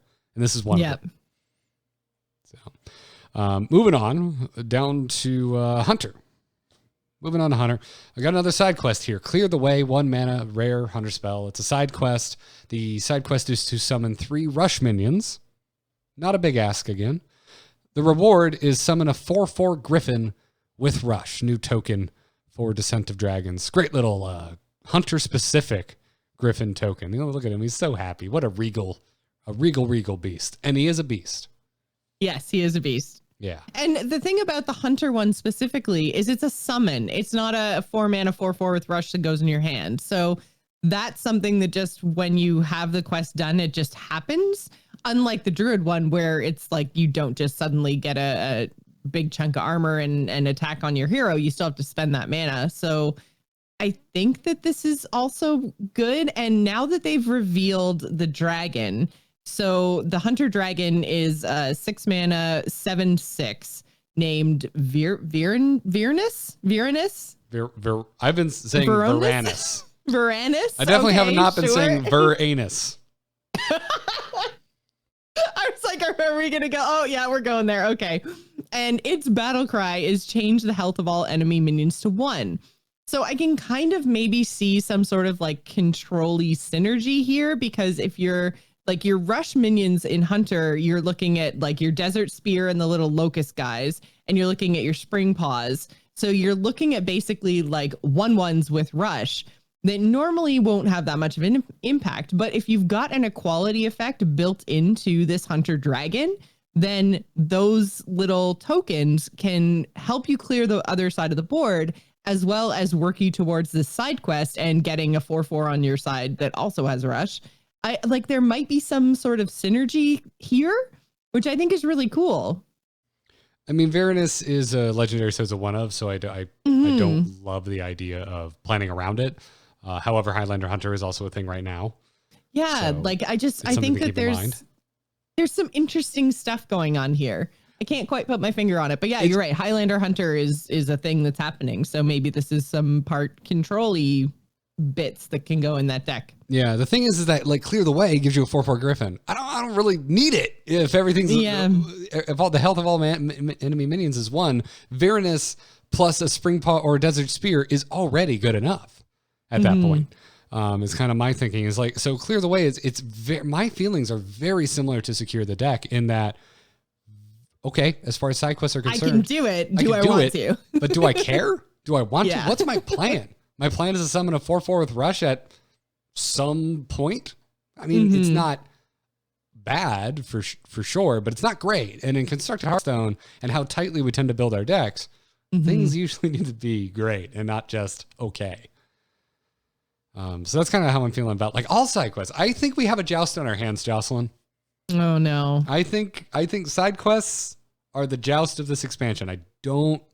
We've seen most of them now. I think they're all not going to make it in. I don't think they're getting deck slots is what I'm saying. Yeah. And I do think that they're interesting, and I want to see them keep playing with side quests because I think that the idea is good. I like that they're easy to complete, like impact the board other than the Druid one. The Druid one is weird. But I like the idea of easier to complete, doesn't have anything to do with like your hero power or like changing anything major of the game. They're not a build around. It's like there's something that you can put in that's maybe what your deck is doing anyways, and this is an extra bonus. I just think that maybe they didn't make them impactful enough. Like they went too far because there's 2 ofs and they're not legendaries and everything else. Like they went too far down the don't worry, you don't have to build around it pathway. And maybe they should have, made them slightly harder and slightly more rewarding. I don't know, but it seems very much like, but why would I use this? And that's kind of the way we've talked about all the side quests is, okay, but why? Times 2. Times 2. I have nothing new to add on that front. So do you have any other thoughts on the dragon that I mentioned earlier? Yeah. Let me just read the whole card for the audio only audience. I thought I did such a good job. I was trying so hard. I'm like, I'm gonna do a Garrett card read. It's gonna happen. I'm sorry. Did you guys? Here we go. Did you? Yes. Oh, I'm sorry. I did it so good. I've glommed on to the battle cry. I didn't think you read the stats. So never mind. So yeah. 6-7-6 change. It's an equality effect in Hunter. That's really good. Equality is already we pay 4 mana for equality in Paladin. And 2 more mana. Enemy only, right? This isn't even your own board. This is only enemy minions. Exactly. So you're not getting a 7/1. You get your 7/6. Absolutely. I think Varanus is like top tier card in a vacuum. Like again, like who knows what hunters are looking to do. Varanus, I don't think Varanus is an auto include in every single archetype. I do think this is going into Highlander decks day one. Like I don't see any reason why you wouldn't just play this card. Because for 2 more mana, you get a 7/6 body attached to your equality, and the equality only hits the enemies, as you said. Like that is so powerful. It's such an exceptionally powerful effect. And while our brains immediately go to control, 6 mana, that's kind of the top end for an aggro deck. What kind of spoils your fun with aggro decks? Big taunts. Well, here's another way to potentially get through them. So in that way, I think Varanus has the potential to have so many applications across basically every type of hunter archetype we're familiar with. I think this is one of the best cards we've seen out of the set. I also really, really love his art. And I know this is totally not on the normal Joce train of is it good or bad, but I really, really like his art because I like the style that they've I was on the fence about the proto. I can't remember which one it was last week that had the proto Drake art, but I was kind of on the fence about it. And the more I think about it, the more I'm like, basically took the most primal beastly dragons and gave them to Hunter. And I love this card's art. It looks so cool. He looks like a big, beefy, scary dragon. I'm glad Hunter got one. Proto Drakes are my favorite dragon design on all of Warcraft lore. I'm with you. Absolutely. I collected as many as I could in Wrath of the Lich King. I love it. I don't think Joce would call this the cutest of the set chat room, but I would call it cutest of the set because it's such a good boy. Look at that proto Drake. I just want to pet him or her. I don't know. Actually, I think Varanus was referred to as a her by Celestalon in the video. So, was he? Yeah, her? Confirmed. She? Lady Dragon. It's Thorim's mount. Interesting. Oh, I didn't realize that. Oh, that's awesome. Rad. That's very cool. They're really. I mean, I pride myself on my Warcraft lore knowledge, and I feel like they're not necessarily scraping the bottom of the barrel, but there's lots of legendaries now that I'm kind of like that just are from like vanilla Hearthstone or vanilla Warcraft or like so-and-so characters like pet or mount or like, yeah, there's just a lot of named things that I'm like, wow, they dug deep for this one. I'm not even looking for it anymore. I just assume everything is a construct of Hearthstone at this point, except Galakron. Yeah. So yeah, Varanus, like top marks for me. I can't like this card any more than I already do. Let's jump through multiple classes to Paladin because we're going in alphabetical order of classes and there's no mage. We're starting with Amber Watcher. It's a 5 mana 4/6 common Paladin dragon with a battle cry that reads restore 8 health. Holy crap, this card is good. Yeah, because it's not restore 8 health to a minion or a hero. It's targeted, right? So you can just put this 8 health wherever you want, and there's no real drawback because 4/6 for 5's not terrible. No. That's a pretty good stat line. Like that 4 attack, that's good. Yeah. And also, I like these types of effects with dragons. Like, not every dragon needs to have a benefit of having a dragon in hand because that sometimes it doesn't always happen. So here you go. Here's a dragon that by itself has value out of hand. And 8 is a big heal.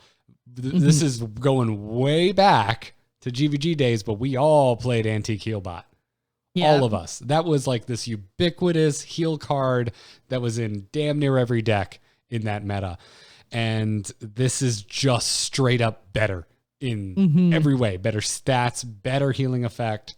It's a dragon, which in this expansion is probably going to end up being worth quite a bit because you're going to want dragons, because dragons, that's how dragon synergy works. You need dragons in your hand. So yeah, and Healbot, everyone played it, and it was, first of all, you couldn't target a minion, so it was only your hero, and it was a 3/3, right? So yes, holy hell. It was a 5 mana 3/3 that on a battle cry healed your hero. Yeah, so this is just better in literally every way for the same mana cost. It has a tribe, it has more attack, more health, same mana cost, and you can put the heal wherever you want. Yeah, this seems really good. Yeah, but it is class specific. That's why I'm not yelling power creep. Yeah. Also, yeah. And also it wouldn't be power creep in standard because you can't play Antique Healbot right now. True. In standard until their next wild event where they bring Evolve back for some reason and Antique Healbot. How is it still in the game? Because it's an event, Garrett. Get over it. How? Anyways, next Paladin card, Sanctuary. 2 mana epic Paladin spell. It's a side quest. The side quest is to take no damage for a turn. The reward, summon a 3/6 mini with taunt. Is this the only side quest that costs 2? Oh, no. How dare you ask me a question I have no way of knowing off the top of my head. I'm sorry. I am very, very quickly scrolling through, and it's the only side quest we've seen so far that doesn't cost 1. I'm just teasing you. Oh. If anything, it's another reason for me to kind of poop on side quests. It's like, you're the thing I committed any side quest to memory? No, I didn't. Not at all. Which is, I don't know, weird. I feel like for 1 mana, although I guess 1 mana would allow you to play it too early in the game before they even have any minions in play. And then so you play it turn 1, they can't damage you, and then you get a 3/6 on turn 2. That's probably why it costs 2 mana. But yeah. I mean, the first place my brain goes is pairing it with Timeout, but like, you want to talk about a deck that does not have any space. Holy Wrath Paladin, like, what are you taking out to put this in?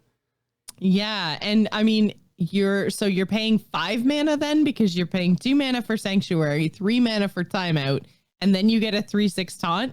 I mean, I guess you have the added advantage of taking no damage on your turn, but I don't know. And there's also an argument for like this. If I think the meta would have to be very slow or at least low impact for really any of these side quests to work, but definitely for what I'm about to say to work. Like, there's an argument to be made for like something like this is something you could just put into play, and eventually maybe you just won't take damage on a turn, and then cool, incidental 3/6 with taunt.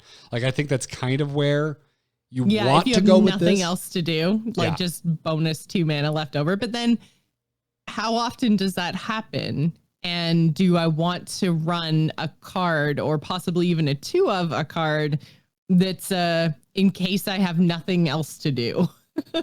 This needs to go into Warlock. It needs to only be triggered off of not dealing damage to yourself on your own personal turn, and it needs to be called Stop Hitting Yourself. That's where the Sanctuary needs to go. I love it. Do it. Yeah. I'm just not feeling side quests. I don't think it's good. This is I'm casting aspersions at an entire type of card. One of these is going to come back and bite me. Joust 2.0, so yeah. And there was at least 2 Joust cards I think we played. I can't remember them off the top of my head. There was a couple, yeah. Oh, there was Alec for Hunter. Alec saw a ton of play, and I think there was a second one that sometimes saw play. I don't remember. And we got Spell Joust and Karazhan for Mage, which saw a lot of play. But final Paladin card for today is the new legendary Dragon Rider Talritha, a 3 mana 3/3 legendary Paladin minion. No tribe on this one. It's a Dragon Rider, not a dragon. Death Rattle. Give a dragon in your hand +3/+3, and this Death Rattle. So you can change. I'm literally like picturing Talritha like jumping from dragon to dragon and making them stronger as she goes, and then they die and she's like, jump to the next dragon. I love it. There you go. You figured out the lore. Like the lore. There's lore the everywhere, Garrett. You just have to look for it. This is some role play ass card design, and I love it. Yep. Absolutely love it. That being said, I'm not sure this is like the best card in the world. I like it quite a lot, and I think this is the kind of card that you're going to build a deck around. So you're going to build not only a dragon deck, but you're going to build a more aggressive type cheap dragon deck. Like you're not going to be putting in the 9 mana dragons. What you're going to want is stuff that's like 1 to 4, because you want to like play her, have her die, buff something else, play it out. Like you want to be playing this death rattle buff basically every single turn. So you don't want it to hit something big. So you just don't put anything big in your deck. Just go little, go dragons, go, go, go, go, go. I need to see more dragons to see if that's even like possible, because we just talked about Amber Watcher, a 5 mana 4/6, which okay, is only 2 turns later, wouldn't be the absolute end of the world, but it's also definitely it's not the other fast. thing is the other thing is we did also see, and Hachikumo's mentioning it in the chat room now, that would kind of go along with this potentially is Nosdormu, the Paladin Dragon. He's only a 4. Yeah. Yeah, man. I love planning around 2 one of legendaries that I have no tutor effects for. It's my favorite way to win Hearthstone. Exactly. Garrett, you got to have more fun, man. Listen, that's awesome. That's great. And like channel your inner Trikslyr. Just have some fun. It's likely to happen. Like it could happen, but also like it's 11/11. Like cool. Rogue's been putting bigger Van Cleefs on board since beta, and we have ways to deal with it. So I'm not sure how much. Rogue's also been winning championships since beta. I'm just like, I don't know. There's something about this I don't get as excited about. And I love this type of effect, but it can get so awkward. But I think this is one I'm going to be wrong about. Let me just put it that way. I recoil from this card because of the limitations of, like, you look at it and I think everyone's gut reaction is, sweet, I'm just going to keep this train running. When in reality, and we even saw with Valinir back in the day, it would never worked out that nicely. Like so often things like this can force Silence to come back into the meta, which just 100% end this, like kill it in its tracks. But also the buffs can just go in weird places.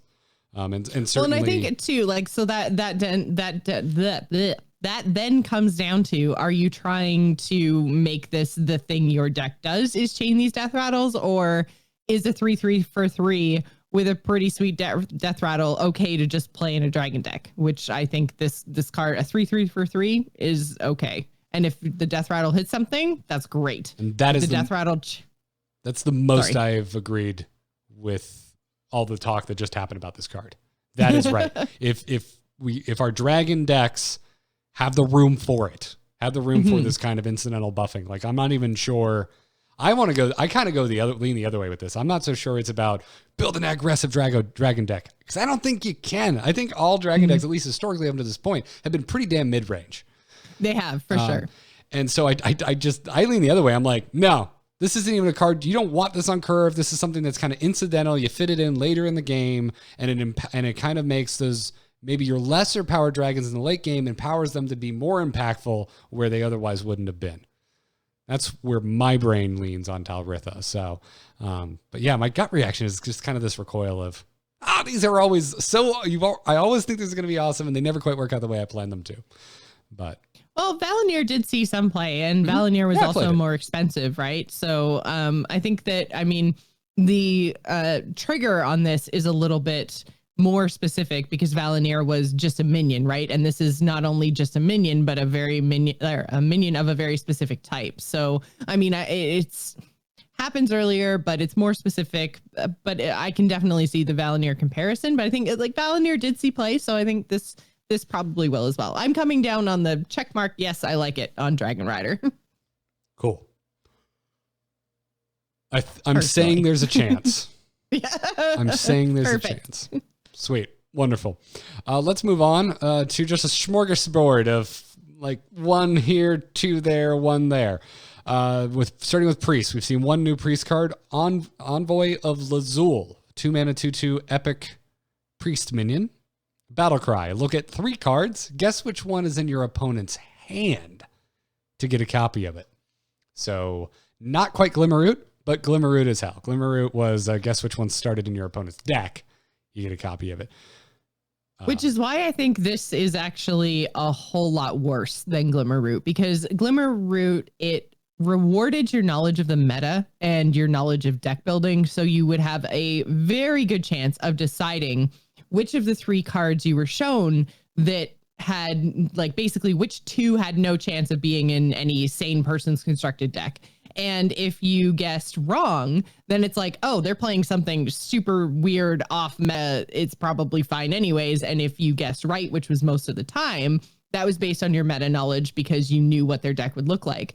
Whereas with Envoy of Lazul, not only do you have to know what cards started in their deck, the way I'm reading this is that it's going to give you probably 3 cards from their deck. So then it just becomes a total RNG crapshoot of, can I guess which ones they've decided to pull? And well, I mean, here's where we're at another impasse. You could maybe be like thinking of mulligan wise, like what they might be mulliganing for. And if you play this early enough, you have that sort of information. But I don't think that this isn't as good as Glimmer Root because it's not as targeted as Glimmer Root, and your knowledge isn't, there's just that RNG element to it that Glimmer Root didn't necessarily really have. We're at another impasse of we have not been able to confirm how this card works, though. We don't know. Because if it's not, if like the 2 wrong answers are not necessarily guaranteed to be from your opponent's deck, then I think it severely increases the power level of this card because you're a lot more likely to know what it is. It's kind of a soft Glimmer Root at that point. But if the way you're assuming it works is the way it works, then yeah, I'm with you. I think this is significantly worse than Glimmer Root. So, yeah. Yeah. And then also there's the whole conversation about how things can get awkward if you're getting copies of cards from very specific synergy decks. Like, let's just look at Descent of Dragon specifically. Someone is going to make a Galakron deck work. It's very likely multiple classes are going to have competitive Galakron decks. Multiple classes are probably going to have competitive Dragon decks. So what happens if your priest deck is running Envoy of Lazul and you're constantly going up against Dragon or Galakron decks, and this priest deck that runs Envoy isn't also a Galakron or a Dragon deck? Now you're getting either Galakron synergy or Dragon synergy, and it's not actually, you have no way to actually activate that synergy. On the flip side, if the priest deck is a Galakron or a Dragon deck, or it's both, that is kind of awesome because you could find Galakron synergy from other classes, and that would be kind of just disgusting. So what happens if I play Envoy? I am a Galakron deck myself as a priest. They have drawn Galakron. I know this is a very, very specific scenario. You're gonna ask me a thing I definitely cannot. I know, I'm kind of putting it out there in the universe because I'm hoping that maybe chat room is seeing a clarification on Reddit, or maybe this makes somebody like in Team 5, if you're listening, tweet us and tell us. But so I'm playing a priest. I have my own Galakron. Okay. I'm playing against a Galakron class who's also a Galakron deck. They happen to draw it. It's offered to me. I pick it from Envoy. I now have 2 Galakrons. I have my opponent's Galakron and my own. I invoke. What happens? Do I get both hero powers? Both Galakron hero powers? Do I just so? Does this deck just be ridiculous? Like, they both trigger, chat room? They would have to, right? Because like back in the day, if you had some shenanigans where you got multiple Cthuns, they would both buff. Yeah, and if I'm invoking, I would assume that they would both upgrade. So if they're both upgrading, like part of the invoke power is that you get Galakron's hero power to trigger. So I would think you'd get a double trigger. By the way, this is like the god tier edge case scenario. I wasn't even. Oh yeah, like no, I am way out there. Okay, I realize that's not even where I was going with the upside of like weirdness with discovering synergy from your opponent's deck with an Envoy of Lazul. I was thinking just like discover an invoke card from another class that buffs up your Galakron and. You know, yeah, no, I'm thinking, what if I have 2 Galakrons? I would assume they would both trigger. I'm going to assume that. I have not seen that clarified anywhere, but my gut is that they would both trigger. Because, so chat room saying invoke only triggers the first Galakron in the deck per Peter Whalen. Oh, interesting. Well, that's disappointing. I knew chat room would know, but yeah. That is extremely disappointing. Thank you for... that doesn't really have anything to do with whether I think Envoy is good or bad. It's just, it's one of those super interesting edge case scenarios that I'm like, if I wouldn't know how this would work. Yeah, because we're going to get to a pretty ridiculous clarification later on that made me think the opposite. So strange that it doesn't work that way. Whatever. Doesn't matter. This card's probably okay at best. Yeah. I think it's worse than Glimmer Root, so yeah. I'm gonna go no. Yeah, let's talk about Necreum Apothecary and move ourselves into Rogue, because it's a new 4-mana, 2/5 epic rogue minion with a combo that reads: draw a Death Rattle minion from your deck and gain its Death Rattle. Yep, sign me up. Targeted draw, rad additional effect. It's a build around. I like this card. I really like Death Rattle rogues, so. I think this is so cool. I am on board with this. That is a great card. I think it's absolutely a great card. I mean, tutor effects are historically pretty freaking strong in Hearthstone. Pretty freaking strong in Rogue even, historically. So I think Necreum Apothecary is extremely good, and I don't really have much else to say. Target draw is extremely good. Combo, not hard to pull off. You're a Rogue. You're used to it. The gaining the Death Rattle on top. Like, this could have just said draw a Death Rattle minion from your deck, and I would have been like, I think I might play this. And gain its Death Rattle effect. Okay, I'm definitely playing this. Yeah, because you get the Death Rattle twice from the one that you draw and from the Apothecary itself. So, I mean, yeah, build a deck with strong Death Rattles and go have fun. This might be the way that I go and play Rogue, because like I say, in the past, I very much have enjoyed playing Death Rattle Rogue. And so this just makes me want to go give it another shot and see what I can do in current constructed Hearthstone. My kind of buzzkill to this is that I'm not seeing a lot of Death Rattle really that much from this expansion as a whole. And I just don't know if Death Rattle Rogue will be the way to go post the jump. Oh, it probably won't be, but it's going to be my way because it's going to be fun. Yeah. However, them Rogue wins. This is like in a vacuum. This is an extremely strong card, and it's an extremely strong card for the future of, damn near 2 years that it's going to be in standard as we add more and more cards to Hearthstone. So I like this card a lot. Warlock, 2 new Warlock cards to talk about today. Crazed Netherwing. I didn't even think about this before. You're now pointing it out. There's like a theme, like different classes got different breeds of Warcraft dragons. And Warlocks seem to have gotten Nether Drakes, which I love. I love Nether Drakes. Still haven't gotten mine in World of Warcraft, by the way. I'm like so close, but you know what it is? It's a rep grind. I have it. It's a rep grind. It was like the first rep grind. I found those eggs, Garrett. It holds a special place in my heart because it's the first rep grind I begrudgingly started and gave the finger and ended. And I have a lot of those in my history of World of Warcraft. But this was the first. But Crazed Netherwing is a 5-mana, 5/5 rare Warlock dragon with a battle cry that reads: if you're holding a dragon, deal 3 damage to all other characters. Hellfire's 4 mana, Jocelyn. How do you feel about, I'm going to car salesman you. Well, you can have the Hellfire for 4 mana, or for 1 more mana. Can I get you into a Crazed Netherwing? You're going to get a 5/5 body on top of your Hellfire. Slaps the hood. So good. I guess it slaps the roof of the car is the meme, but anyways, good card, right? Yeah. Again, assuming with all of these dragon cards, yes, it's a very good card. Yes, it's a very good effect, with the asterisk caveat if a Warlock dragon build is good. Yeah, absolutely. I don't even want to say it anymore. Once an episode, I guess I'll bring it up. Yes, you need to have another dragon in hand. But guess what? If all of these are if Dragon Dex works for this class, this card's going to be crazy. As far as a dragon card is concerned that is based off of a dragon trigger in this way, this is a very good specimen of that type of dragon card. I like this card a lot. Yeah, and it seems like with Descent of Dragons, they really are giving us a bazillion dragons. They are leaning hard into dragons, and I think that's a really good thing. So it wouldn't be out of the realm of possibility for all classes to have a viable mid-rangey type dragon deck. Love it. More dragons. Yes, please. Yep. Yeah. It's what have we been saying this whole time? As the reveals, this is great. As the reveals have been rolling out, we've been saying, well, we need to see more dragon. Well, okay. Well, we're seeing this one. What do we think? This is the kind of dragon, this is the type of power level that I see, and I go, okay, that is enough to make me at least consider building around, trying to make this tribe work for this class. I think this is an extremely strong minion. And keeping with the Nether Drake theme, the other Warlock card we're going to talk about today is the Breath. In this case, Nether Breath, the Breath card for Warlocks. It's a 2-mana rare Warlock spell that reads deal 2 damage. Ignore that. Doesn't matter because you're building a dragon deck with this. If you're holding a dragon, deal 4 damage with Lifesteal instead. Okay, maybe don't ignore the 2 damage entirely because there's sometimes you just don't draw your dragons and you cry. But 4 damage with Lifesteal for 2 mana is gross. Absolutely crazy. Super strong targeted removal. I mean, that's negligible mana cost. Mm-hmm.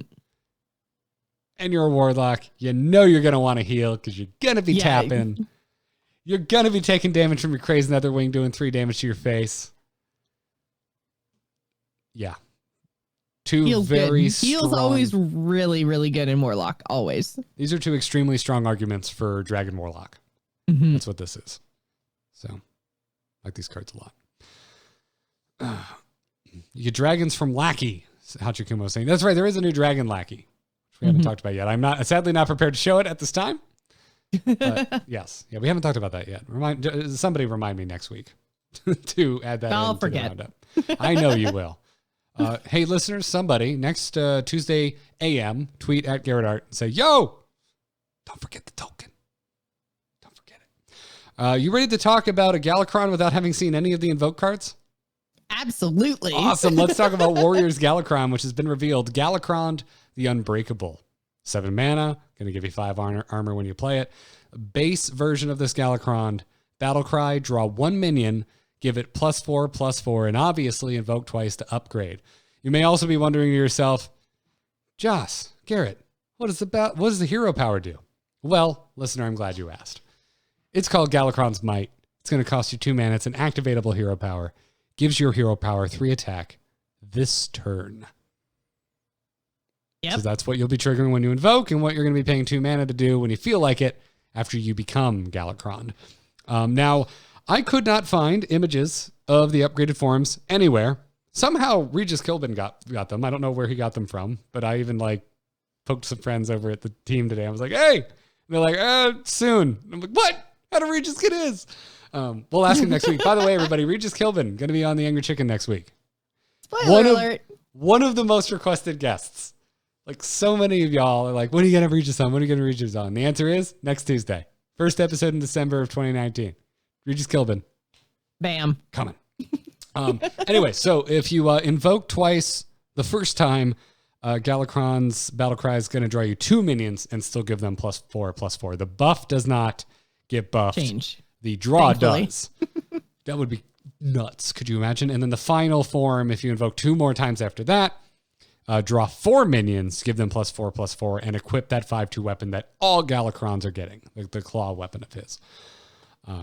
So that is, this is really strong, I think. Like without seeing invoke cards, which I was a little grumpy. I was like, you're going to show us Warrior Galakron, you're not going to show us invoke cards. I don't care. I get it. This is strong enough to get hyped about, I think. Yeah, this to me is one of the best Galakrons that we've seen. I mean, it blows Priest Galakron out of the water. Why would you ever play Priest when you could just play Warrior? Listen, we've bullied Priest Galakron enough. At this point, I don't know if we have, Garrett. I don't think we have. I'm a little worried. I think Priest Galakron's going to go round up his other Galakron buddies, and we're going to get beat up. But I think the Priest Galakron is bleh. And then Rogue I think is good. But then Warlock I'm not quite sure. Warrior though, this just seems so powerful. Draw minion buff, basically draw a minion and give it Blessing of Kings. And then you just keep drawing more and more and more. Not only that, but then the hero power on top of it with the 3 attack. You get 3 attack every time you invoke. Oh man, this seems really, really strong. I agree. I'm with you on the Rogue one as well. Really, I like all the Galakrons except for the Priest one. But yeah, I think this, and it's kind of, I mean, if anything, I'm just happy because Warrior has had this same sort of play style for so long. And we've seen aggro Warriors in the past, but I feel like this just is end game bomb, aggro Warrior card, right? This is a quite aggressive Galakron. Yes. Yes, I think this is, of the Galacrons we've seen, I think this is the best one we've seen so far. Mm-hmm. I like it a lot. I am on that train. Boy, yeah, maybe tie with the Rogue. I really like the Rogue one. The fact that you draw the cards, they cost 0, and it's not like cost 0 this turn. It's just cost 0. It's just they're free. Yeah, it's very strong. It's very strong. But I also, Jocelyn, I think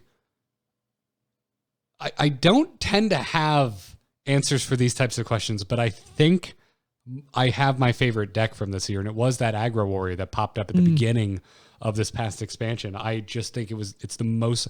I don't like Warrior. I've never liked. I don't want any more booming mechs. Yeah, I didn't like that, and historically, I've just never been a Control Warrior player, and it's always been like the top tier the top tier Warrior, with the exception of like Patron Warrior back in the day. Right. Which was still controlling in a sense. But like, I love that aggressive Warrior deck so much. I've had so much fun playing it. I think it's getting like my favorite deck of the year award if we ever did that, which we don't. And I think this is like the topper. I think I'm gonna like day one. I think this is the deck I'm building. I think I'm gonna take that Aggro Warrior archetype and I'm gonna just top it out with this Galacron and see how it goes, and like see how I fit Invoke cards into that deck, because that's the kind of, this has inspired me. I haven't, nothing really hit me yet. Nothing was like, oh, day one, that's what I'm trying. Because you know me, I tend to sit, because I don't have lucky pack openings. I'm not Jocelyn Carney. I have really bad pack openings. I don't get all the legendaries just by random happenstance, like some people that I podcast Oh my with. God. I knew that I shouldn't have told you, because that was going to come back to kick me in the butt so hard. It's hilarious. It's so funny. No, it's fine. But you know me, like in all seriousness, I tend to wait. I don't blow a lot of dust day one. I kind of like to see how it shakes out, see where I should invest, because I'm certainly not a free to play. I'm certainly not a budget player, but I'm a player with a budget. Like there's a point where I stop buying cards. So it takes a lot for me to say, if I don't crack this, I'm crafting it day one and seeing, and this is it. I think it's Galacron the Unbreakable. I think I'm going to try and make Aggro Warrior work on day one. So I'm really excited about this card. And I think it's extremely powerful. And you're right. Drawing minions and just automatically giving them kings. Like I know I'm tend to be down on hand buffs, and I know I gave Dragon Rider Talritha some hell earlier, but this one, it's draw on top of it. Yeah, I'll take a hand buff with a draw, please, and thank you. So it really changes my tune in that regard. So love all the love in the world for Galacron the Unbreakable until he eats you, because he looks very mean-spirited. Let's wrap this up, Joss. We're past 2 hours now. Let's bring it home with the neutrals that have been revealed since last episode, starting with Camouflaged Dirigible. This is such a derpy looking Zeppelin. I love it. 6 mana, 6/6 common neutral mech with a battle cry that reads, give your other mech stealth until your next turn. Would you like to know my extremely clever review of this card, Jocelyn? Yes. Remove the C from mech. What? Remove the C from mech. That's my review of Camouflage Dirigible. It's spelled. Oh, I get it. It's meh. We got there. I get it. We got there. Yeah. I was like, I don't understand why take the C out. It's spelled right. Like I thought it was a card consistency thing. I thought they misspelled mech. Nope. Never mind. I get it. No, it's just a very bad joke. Just a very bad joke. Yeah, I don't think this is a good card. Yeah. But again, the art is super Hearthstone and super fun. I love it. Like, oh, don't look at us, we're clouds. Ooh. So good. Yep. That's about it. There's a chicken on top though, which means I like it more than I would otherwise. Little chicken, what the hell are those things called? That they turn in the wind? I honestly don't know what the name of those are. A weather vane? Is it? Oh, that's probably it. That's probably it. Thank you. Thank you. You're welcome. I have actually had them on top of actual barns, and I don't know what they're called. Hot Air Balloon is next. We're sticking with the dirigible theme. It's a 1 mana 1/2 common neutral mech that reads, at the start of your turn, gain +1 health. I like this card a lot. It's like the Micro Machine, but backwards, right? Yeah. So it's just getting more and more booty. It just gets a little healthier. Or that. Yeah, hot air balloon. It's gonna twerk at you eventually. It's gonna twerk at you. It's gonna twerk it. I think this is a solid 1-drop because if you're on the play, it's gonna be a 1-3. Most likely. Like, you have a pretty damn high chance. I think if you're going second, a lot more likely your opponent probably played something that this doesn't trade particularly well into. But it's also a mech. Like, that mech tag is worth something. We are playing mechs right now. We're finding ways to make mech work. That being said, for how much longer with the mechs? Yeah. Because Boomsday's going bye-bye in Standard. Probably it's like March. a last hurrah. Yeah, March or April. Yeah. Yeah. So that's the thing to keep in mind. But at the end of the day, I think this is just a solid 1-drop. And again, I can't remember the card we talked about last week. But I'm enjoying seeing the evolution of the design of 1-drops here, to where they're not going to be game winning, but they can still do interesting things. You're still going to want to find a place for these 1-drops in your deck. So I think hot air balloon's good. This is a solid 1-drop. Yep. Zuldrak Ritualist, 4 mana, 3/9, rare neutral minion with taunt and a battle cry that reads: summon 3 random 1-cost minions for your opponent. On to Kronk's Dragonhoof. I love how you're just like, we're just not even going to talk about this. No. Really, the only thing that that's a bit of a joke, mostly true. I'm only interested in the Ritualist for evolve effect implications on 3 mana minions. Because that, right, which, I mean, this isn't the only one we've talked about in this case, right? Like, this adds to that same pool that the new Nozdormu does, right? The 4 mana, like, oh my god, crazy evolves, and it's not going to be as crazy because evolve is going to leave, but we still have the lackey that transforms your minions to the next cost up. So it's not going away as an effect because it's tied to lackeys, and so therefore I think it is relevant to the conversation that now there's a 3/9 with taunt in that 4 mana pool. So target your 3-drops, guys. It's getting good. Yeah. And chat room's bringing up the other thing is that it certainly appears to be a hate card for Big Priest, albeit the latest hate card ever to the party. Obviously, it could also be a bit of future proofing, but I would rather them just balance Big Priest if it comes back.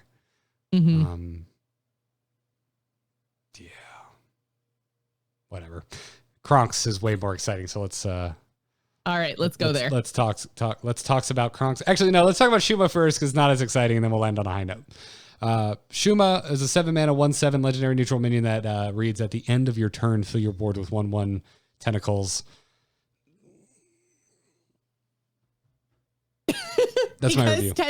Because tentacle reasons, Garrett. Yeah, why wouldn't you want? Listen, Trikslyr told me to give myself over to the tentacles, but he specifically mentioned Yogg and was talking about Battlegrounds. I'm giving myself over to those tentacles. I'm not giving myself over to these. Yeah, no, it doesn't seem great. And especially since it doesn't have a tag of its own somehow. I don't know what tribe it would belong to. There's no tentacle or old god tribe, but yeah, it just... Why? I'm going to be very mad when I crack this. This is going to be the first legendary I open. Watch it, Joss.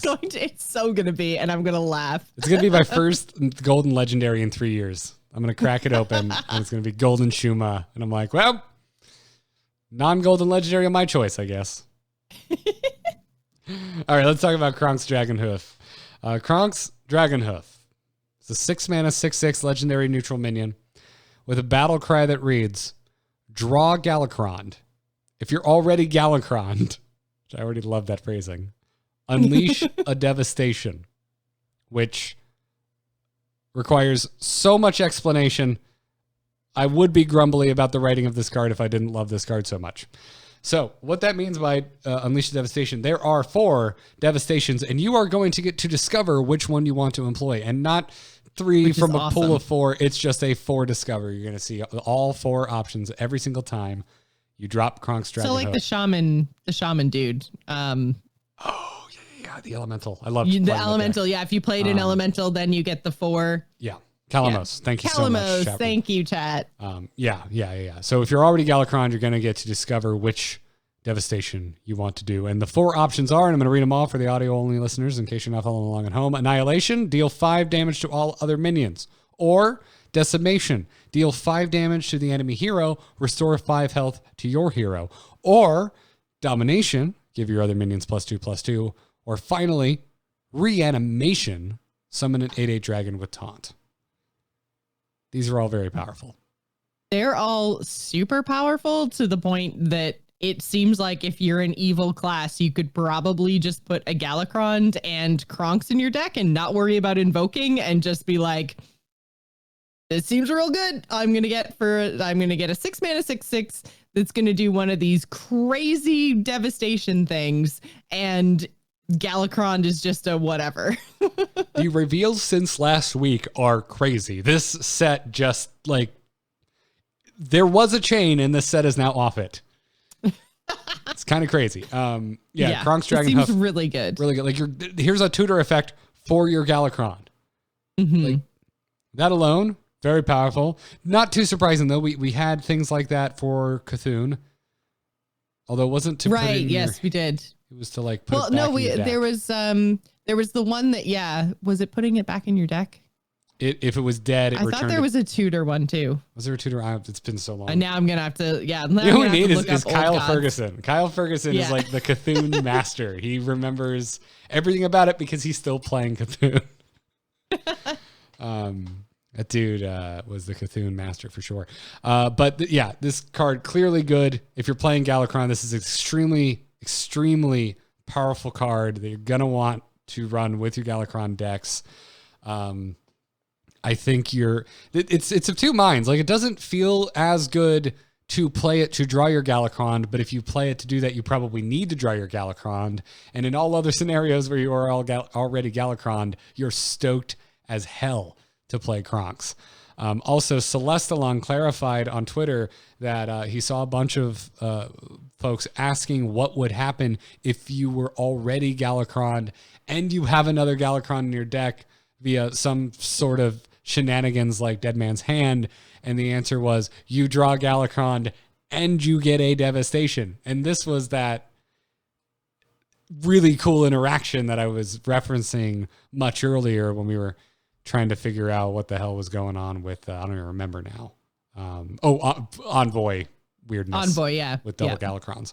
Well, and I think the difference there is that with the Envoy, when you invoke, it's like one thing, right? You're invoking one time, so one thing is happening, and it probably hit like whenever it finds a Galakron in your list of cards, whichever one that happens to be, then it's like, bam, I'm invoking. It pulls out Which also makes me think that you'll probably only upgrade one of the two, maybe not both. But anyways, that's for a later clarification. Whereas this card specifically, Kronk, says draw Galakron, period. If you meet this second condition, then you do this second thing. So like there's two different pieces, like two different sentences, two different conditions for this card to actually complete. So I think that's why it works this way versus the Envoy discovering a second Galakron and its interactions with invoking. Whatever the case is, this card is insane. It is insane. It absolutely is insane. And the tutor effect for Cthulhu wasn't specific to Cthulhu. It was the Ancient Harbinger that I was thinking of. And it wasn't a battle cry. It was at the start of your turn, put a 10 cost minion from your deck into your hand. So it was tutor-ish, but it didn't happen right away. It wasn't guaranteed they could kill it before it drew you Cthulhu, which is why nobody played it. Yeah. My closing thoughts on this is you may say to yourself, if I want to play Galakron, I need a Kronks in my deck. And I say nay. If you want to play Kronks, you need a Galakron in your deck. And with that, we're done with this episode of The Angry Chicken. Now, once again, here we are with a over 2-hour episode. Clearly not enough time for emails. And so everybody, it's at least American Thanksgiving this week. And we miss hearing from you. We miss taking your emails, taking your questions from the Patreon Discord, and we just didn't really know what to do because there's just so much Hearthstone happening. And in terms of reviewing cards and reporting on Battlegrounds news, and who knows what the hell else is going to happen next week. I don't know. Maybe they'll announce like Ben Broden crew are back. And there's a party and we're all invited and they're all flying us to Hawaii. Who knows? And I don't mean just us. I mean like literally anyone who's ever played Hearthstone. Like that's just at this point, how pleased I am with Hearthstone. That's like the only thing I think could be like anything to top what's currently going on. I'm just having a very good time with this game right now. Except on Standard Ladder because How Was Evolved still here. Anyways, we missed hearing from you. So later this week, I believe I have it scheduled to go up Friday. You out there dodging punches for that flat screen TV? It's going to be a bonus episode of The Angry Chicken. It's not going to have a number, but it's over 40 minutes of Jocelyn and I getting together, taking your emails, taking your patron questions, and just talking a little more Hearthstone. Just getting a few questions out there. And so, yeah, don't be alarmed when an extra episode of The Angry Chicken shows up on your feed this week. Just a little thanks for us for the support, and enjoy it. And also keep the emails coming. We will eventually hit a lull in Hearthstone where we're not doing 2-hour episodes anymore and we return to our normal segmented podcast. So keep them coming. tacpodcast@gmail.com. If you're a patron, get in the Discord. You can drop us questions directly there. You can just talk to us. You know, I read it. I try and read every damn thing that goes in there. I definitely read it if you tag me. Not that I want you to always tag me, but you know. If you need to talk I read to me, everything too. Yeah, we're in there all the time. Even if we're not responding, because I mean, me personally, I like to see the conversations that you guys have going back and forth amongst yourselves. So for me, I usually I lurk. I sit there and I'm like, ooh, what are you up to, patrons? Ooh. Yeah. Very voyeuristic. It's come up multiple times on this episode today. Thanks, Joss. Thanks. You're welcome.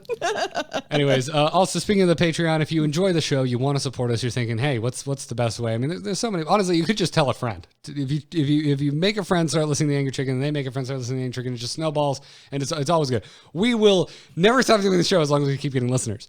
But the Patreon is the best way to support us. It's just it's great. It's opt-in. Show's always going to be free, but if you'd like to, go support the show. Patreon.com/TA, so you can go and support the show for however much you would like to or you're able to. And when we thank our patrons, we like to thank some of our more recent ones in the order that they signed up. We've actually had quite a few sign up recently, so we're not going to thank everyone because we don't want to just sit here and read a list of names. But since we last thanked patrons, the next in the line are Stephen Cameron, Brad Barber, and Daniel McClellan. I'm going to do full names now. Last names. Yeah. I've heard from multiple people. It's been 300 plus episodes. Yeah. I've heard from multiple people that are like, it is so much more entertaining when you try and pronounce last names. Please just read the whole name. Because when they sign up on Patreon, you can honestly put whatever the hell name you want. So if you don't want your last name, because a lot of people are signed up under their handles or we even get podcast names or websites sometimes. So it's on you. So if you put your last name, I'm going to do my best to pronounce it.